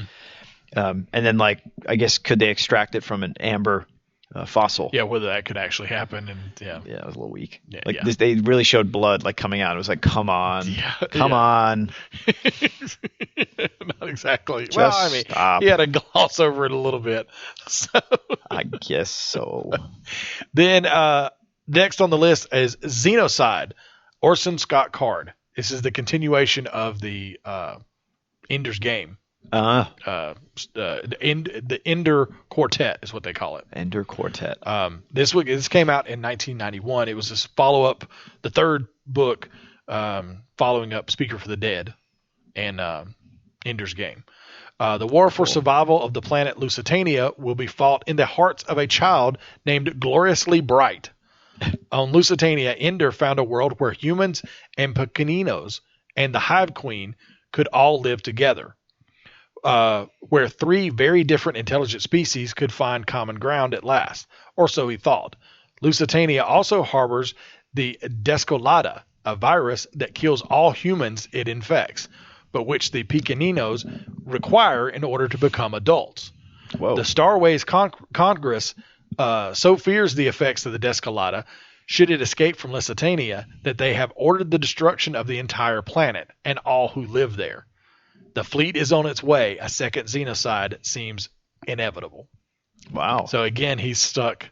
He's made up for what he feels like the guilt he has for wiping out the alien species in Ender's Game by becoming Speaker of the Dead and finding this place where they can all live together. But now everybody's so afraid of what's there that they're going to destroy the planet. I really got to either watch this movie or read the book. The book. This just sounds like a really good Read the book. Really good story. I haven't watched the movie, but Orson Scott Card It's just a better writer than what the movie can do. He said this is going to be a fine movie, but it's not my story. Oh. So All right, so there's and details. he wasn't crapping on it. He made sure to say, I'm not saying this is a bad thing. Right. It's a good movie, but this is not my story. So I guess they made enough changes in name only. Yeah, they made enough changes to make him kind of distance himself from it a little bit. Wow. So, but yeah, the book is incredible. Yeah, if you don't get the onboard, that's not a good sign. Yeah, yeah. Well, at least he was nicer about it. Yeah, George he was. Yeah, he R. could have been. Martin is tough. Yeah, it could have been a whole lot worse. For sure. But yeah, that came out in 1991. Ender's Shadow came out in 1999, also by Orson Scott Card, obviously. Cool. This is set back at the beginning of Ender's story at the battle school, but it follows Bean, who's another one of the students there at the school, and he ends up becoming Ender's right-hand man.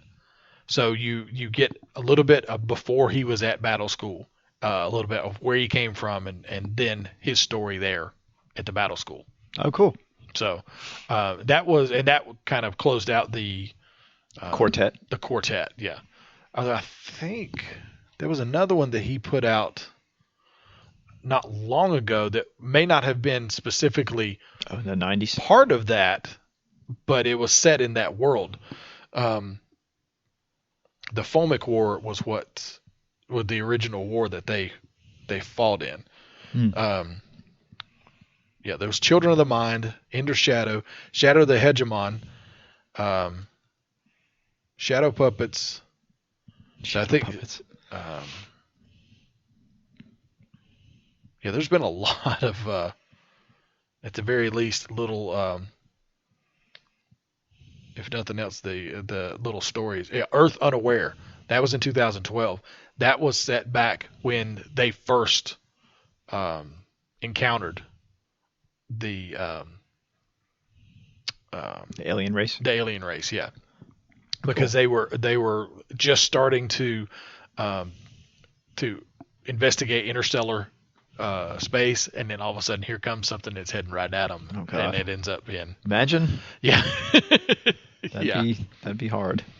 yeah, and it's now known as the Ender Quintet. Oh, So it's been expanded. had to amend it. That's right. Yeah. Like the Hitchhiker's Guide to the Galaxy, when they released Mostly Harmless, which was the 5th book in the series, it said the 5th book in the increasingly ill-named Hitchhiker's Trilogy. So it was the original intent of being Exactly. a trilogy. Oh man, that didn't work out. Now, the next one is Forever Peace by Joe Haldeman. It came out in 1997. This was a sequel to The Forever War. Oh, In the year 2043, the Ngumi War rages. Limited nuclear strikes have been used on Atlanta and 2 enemy cities, but the war goes on. Fought by soldier boys, indestructible war machines operated by remote control by soldiers hundreds of miles away. Julian Class is one of these soldiers, and for him, war is truly hell. The psychological strain of being jacked into his soldier boy and the genocidal results are becoming too much to bear. Now he and his companion, Dr. Amelia Harding, have made a terrifying scientific discovery, which could literally take the universe back to square one. Except that for Julian, the discovery isn't so much terrifying as tempting. See, there you go. So yeah, I've never read Forever Peace, but I love Forever War. cool. So that's one of the things I when it came out, I was like, oh, I need to get that, and I just never did. That's one thing I realized looking at these. I guess I kind of fell off in the 90s getting new stuff and reading it, because I've read a huge amount of the ones from the 50s and the 60s and 70s, and the 80s was like my heyday. But then when it gets to the 90s, I've read the Ender stuff and stuff like that, but there was a lot that I haven't read. Yeah, I mean, of the list, I think I've caught like Martian Chronicles and Hitchhiker's Guide. I mean, there's very few that I really like dug into. Yeah. Maybe War of the Worlds. I know that's probably predates our 50s. Yeah, that was in the 30s? No, it was written in the 1800s. War of the Worlds was? Yes. Oh, man. The H.G. Wells, yeah.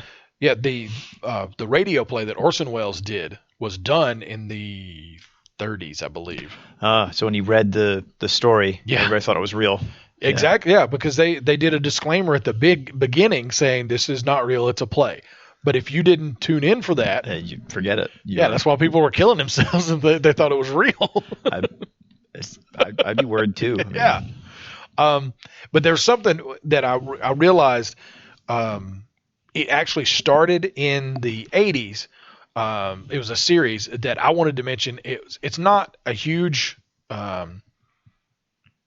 series as far as sales or anything, but it's one of my favorites. It's called the Matador series.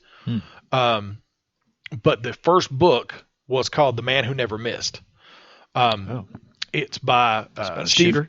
Yeah, it's by Steve Perry, not the guy from Journey.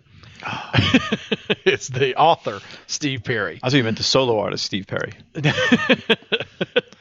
main character is Sherry. Yeah, that's right. Yeah, the first book, The Man Who Never Missed, was published in August of 1985. But it's followed by Matadora, the Machiavella interface, the albino. Albino. Take your time. I know. I need to. The albino knife, Black Steel, and Brother Death. It's the first book, at least, The Man Who Never Missed, is Emil Kadaji.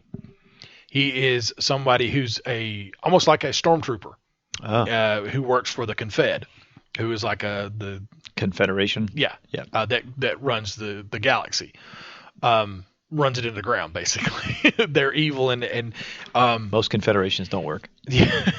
He realizes that it needs to be taken down, but he really has no idea how to do that. And he runs across a mystical, almost like a Yoda character, that is a part of a religious group called the Siblings of the Shroud, and they keep a watch on society and like the wide-ranging effects that society is going to have, and they know the Confed is going to crash. But they need to, almost like the Foundation series, they want to try and control that.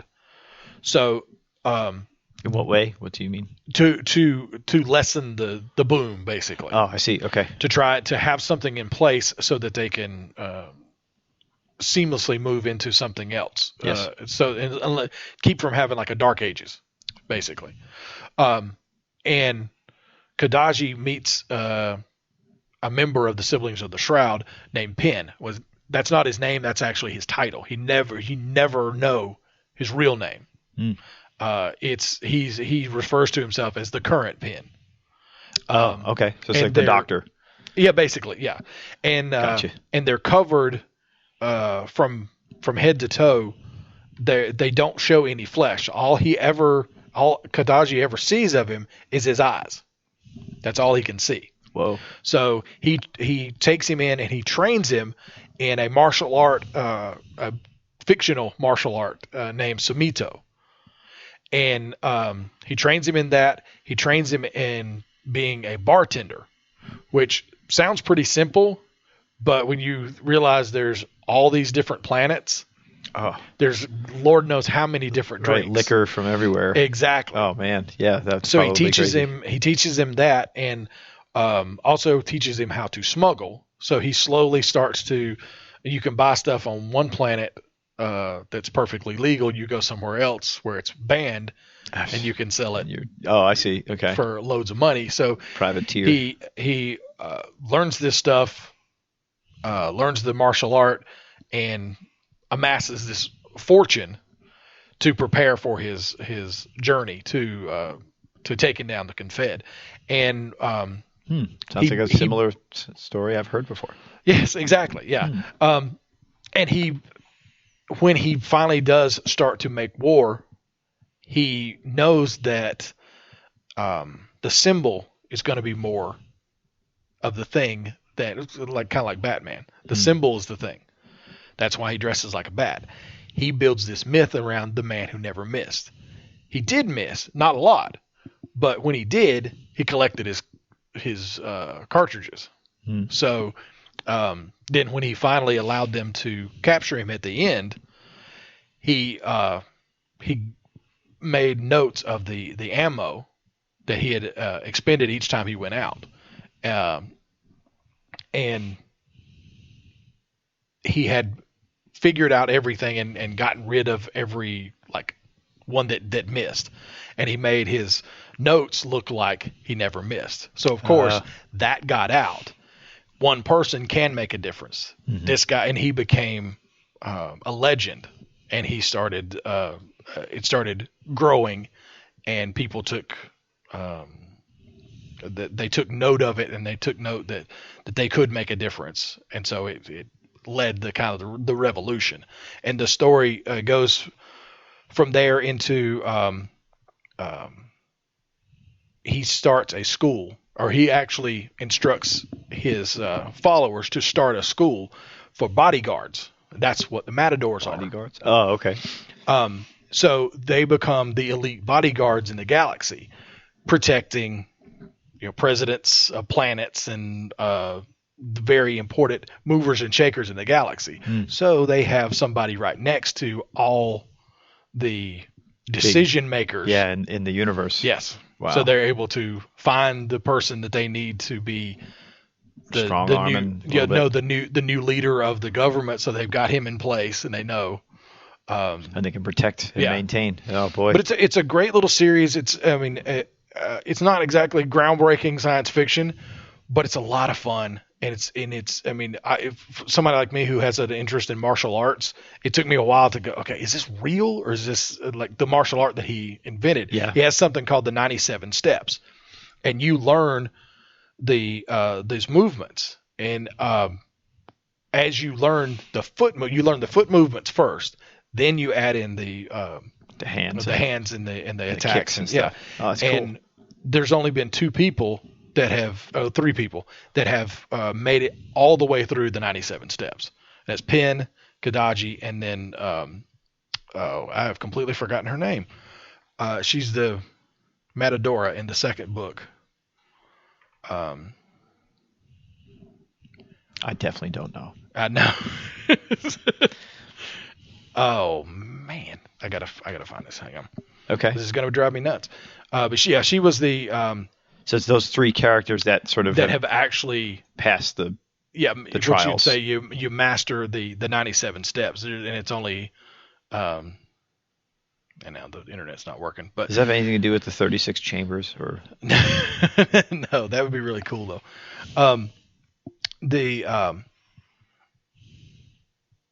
Matador.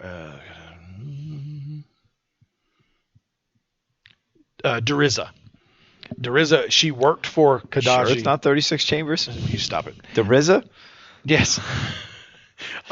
She worked for him at his bar on the planet when he was fighting. He was the bartender? Yeah, he owned the bar, and he had all the troopers come to the bar because he always treated them right. So he kept up with troop movements and all that stuff so he could go out at night and take them down. That's great. And she worked for him there. So when he left her a note that she needed to go to this place. And that's where he had set up they called it Matador Villa, where they started the Matador School. And that's where she learned the Samido, the martial art. The invented one. Yes, the invented one. Yeah, the fictional one. And is it effective? Is it like become the most awesome martial art in the world? And they're like the best fighters in the universe. Okay, well then, so it was worth it. Exactly, totally worth it. But it's only been, like I said, there's only been three people who have has mastered it. So, but it's something I wanted to mention because, like I said, it's not going to show up on any greatest science fiction list. Yeah. But it's something that I read. Somebody gave me The Man Who Never Missed. I don't even remember who let me borrow it, but I loved it. I ate it up. It's good pulp science fiction. Cool. And it's a lot of fun. Did it always explain everything? Is some stuff sort of just like, oh, well, they? Yeah, and it was there was Golden Age style. A little weapon that the weapon that he uses is called a spadats. Oh yeah. I got one of those. Yeah, it's completely invented. And what's the word? Spadats. It's got the it's called an umlaut, the two dots. Yep. Over above the U or an A. I think it's over an O. Okay, that makes sense too. Yeah, you can do it. Yeah, it's a nasal sound.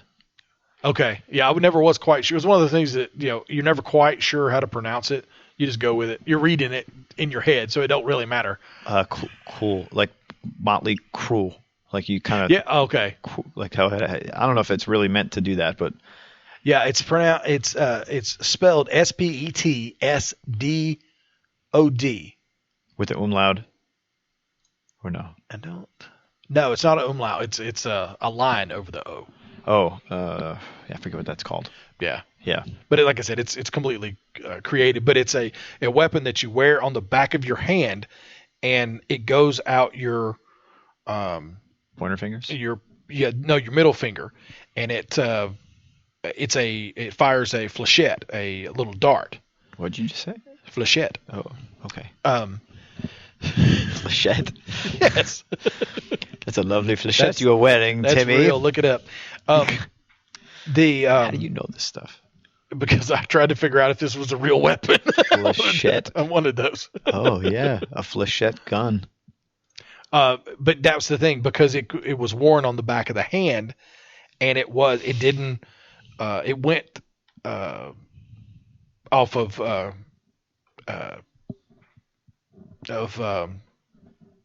compressed air is what fired it. Cool. So they could get through weapons scanners.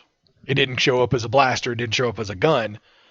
So they could get them in places that they wouldn't. Do an assassination if they need to. Exactly, yeah. And then he, of course, got to where he was like the greatest point shooter in the universe. Wow. With a dart. With a dart, yeah, exactly. And that's how he took out the troopers. He had a drug called spasm that would cause every muscle in the body to seize up. So you basically you get shot and you turn into a ball. Rigor mortis. Yeah, right. And it would last for 6 months. So how do you even get saved? I mean, it just wears off. Oh. There was no fixing it. It just, you waited for it to wear off. So he went for 6 months, and he knew, okay, after the first one wakes up and is able to talk again, they're going to blow my cover. Right. So he knew that it was going to be 6 months, but he planned and he set everything up for that 6 month period to that's ridiculous. To get the biggest impact, basically. Yeah. But it was a great series. I thought it was really cool. And they actually, I saw on his Facebook page one time that they had bought not his Facebook page, his website. Mm-hmm. They had somebody bought the film rights. Oh, never seen anything for it. That was years ago. So somebody may have optioned it. I mean, it sounds like a cool story. I wonder if maybe when the superhero bubble shrinks a little bit. Yeah, maybe some things like that will come maybe. in. We haven't had like a real breakthrough science fiction film in a little while. Yeah. So that would be interesting if they were able to do that. It would be really cool because I love the series. And Steve Perry gets he is one of those guys that he's been writing for a living for a long time, and that's difficult to do.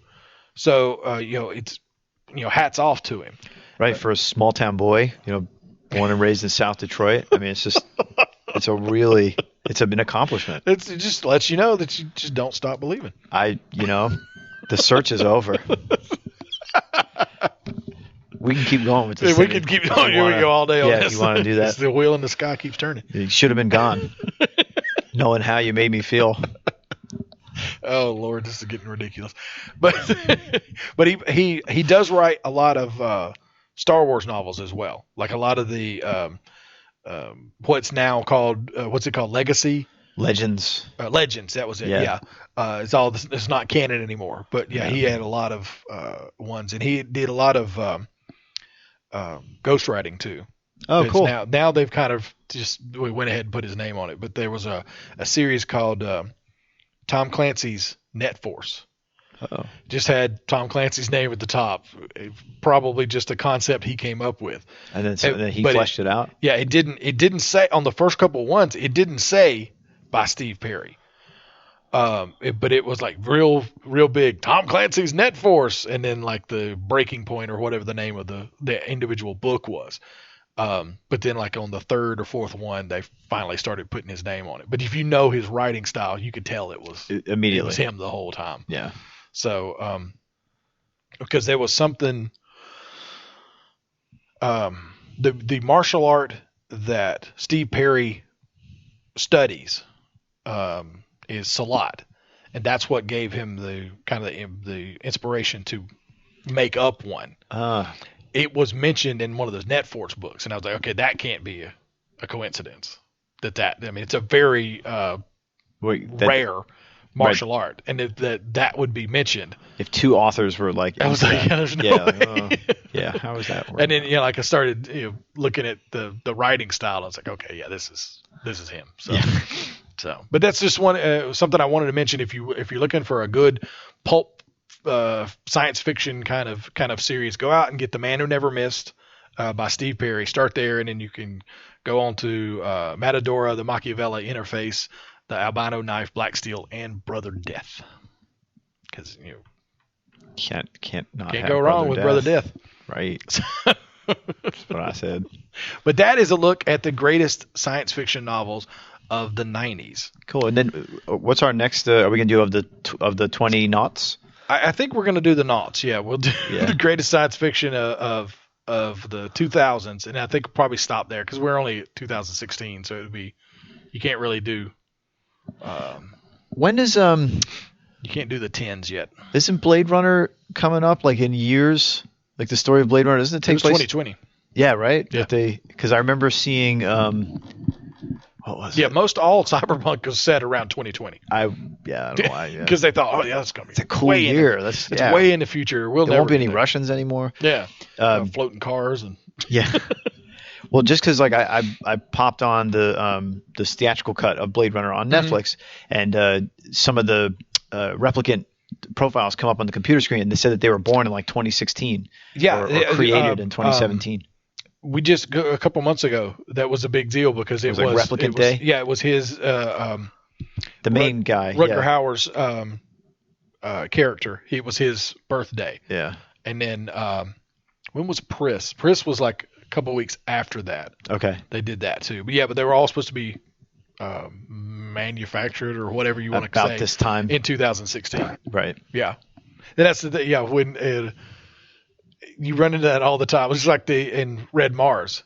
We're supposed to be colonizing Mars in 2026. So we got to get stepping. We better get on that. Yeah, I like when people post those memes that say like, blah blah blah has happened here. NASA, get on that. You got 5 years. NASA, get on that. Exactly. Get on it. Come on. I think that's really funny. Well, the Botany Bay that Khan was on. Yes. In Star Trek, it was launched in 1992. Really? Yep. So the eugenics war should have already happened. Damn. And we missed out on that. Yeah.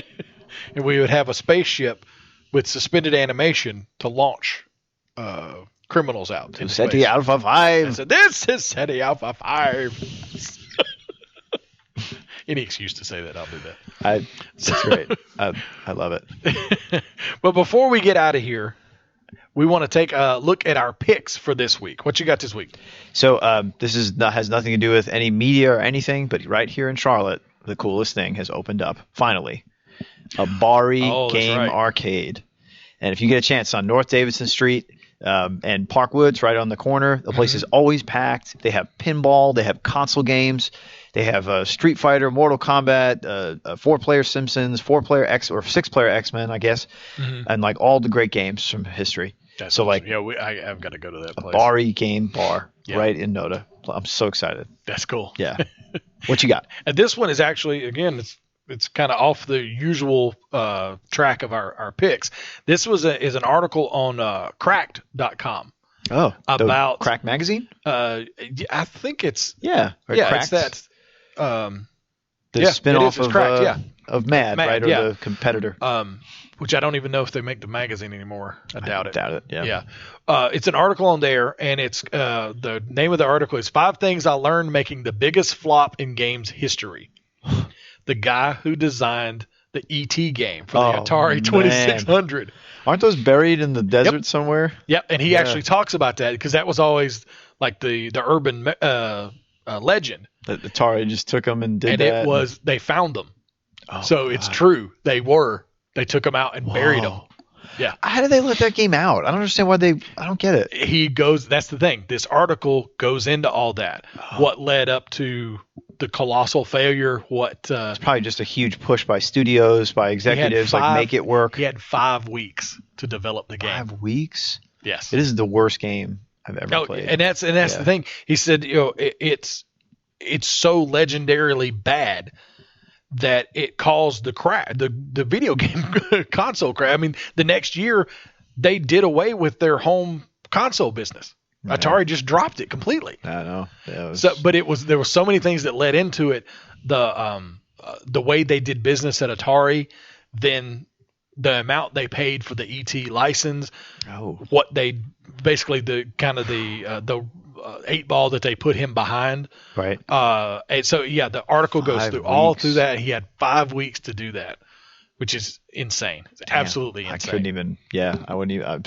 Damn. All right. Yeah. Well, my hat's off to him. I have and sympathy for him. but it's a great article to read. You go. I posted the link on their Ninja Troll Facebook page. Awesome. So yeah, go there and check it out. It's not that long of a read, and it's really, really good. If you're if you're interested in the video game industry at all, you'll love it, because it's also a story about like how the video game industry, when it was a fledgling little tiny thing, right, and they were just kind of making up as they went along. Oh, totally. Yeah, that's kind of the story, and then the environment that they were in, and that also kind of caused the problem.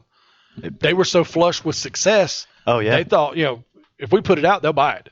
Oh, most definitely. I've got a great book called Video Game History Illustrated. It's like the 3rd edition, so it takes us up to like the Wii, right? Oh, cool. And it goes back to all those early years. There's a ton of history there, especially Activision, Atari, sort of these different studios. And yeah, I mean, you really see like they're like playing golf inside next to their big computers and stuff, and weed, and they're driving Porsches. I mean, they're all just stupidly rich. I mean, it's like early internet time. And there was one of the programmers realized the hall was so narrow in their office that he realized he could jump up and run down the run down the walls of the hallway. When you suspend yourself, but he could run doing that. So the guy was saying, you'd be in your office and you hear boom, boom, boom, boom, and so okay, we don't open the door, or Steve could go flying into our office. So yeah, it's just stupid crap like that they would do. Because it was a bunch of kids just straight out of college. Oh my God! But it's an incredible article. It's a really good read. Like I said, if you've ever been interested in the video game industry, which we are, of course, it's a good read. It's a really good read. So, and if you remember how really bad that game was, I mean, it was horrible. Oh man. So that's my pick for this week. That's a good one. And that's going to wrap up this week's edition of the Ninja Troll Digicast. Remember, for all the latest news from all around geek culture, make sure you follow us on social media, facebook.com/Ninja Troll Digicast. On the tweeters at Ninja Troll Show. And Instagram at Ninja Troll Digicast. You can find us on YouTube at youtube.com/c/Ninja Troll Digicast. And you can always visit us at ninjatrolldigicast.com. And while you're there, click on the subscribe to iTunes button to get the Ninja Troll on iTunes. Make sure you join us next week. Same Ninja time, same Ninja channel. You've been listening to the Ninja Troll Digicast. Tune in next time when you'll hear Mike say, "Some days you just can't get rid of a bomb." This is the Ninja Troll Digicast, the defenders of all things geek culture. Don't go ninja, nobody don't need ninja.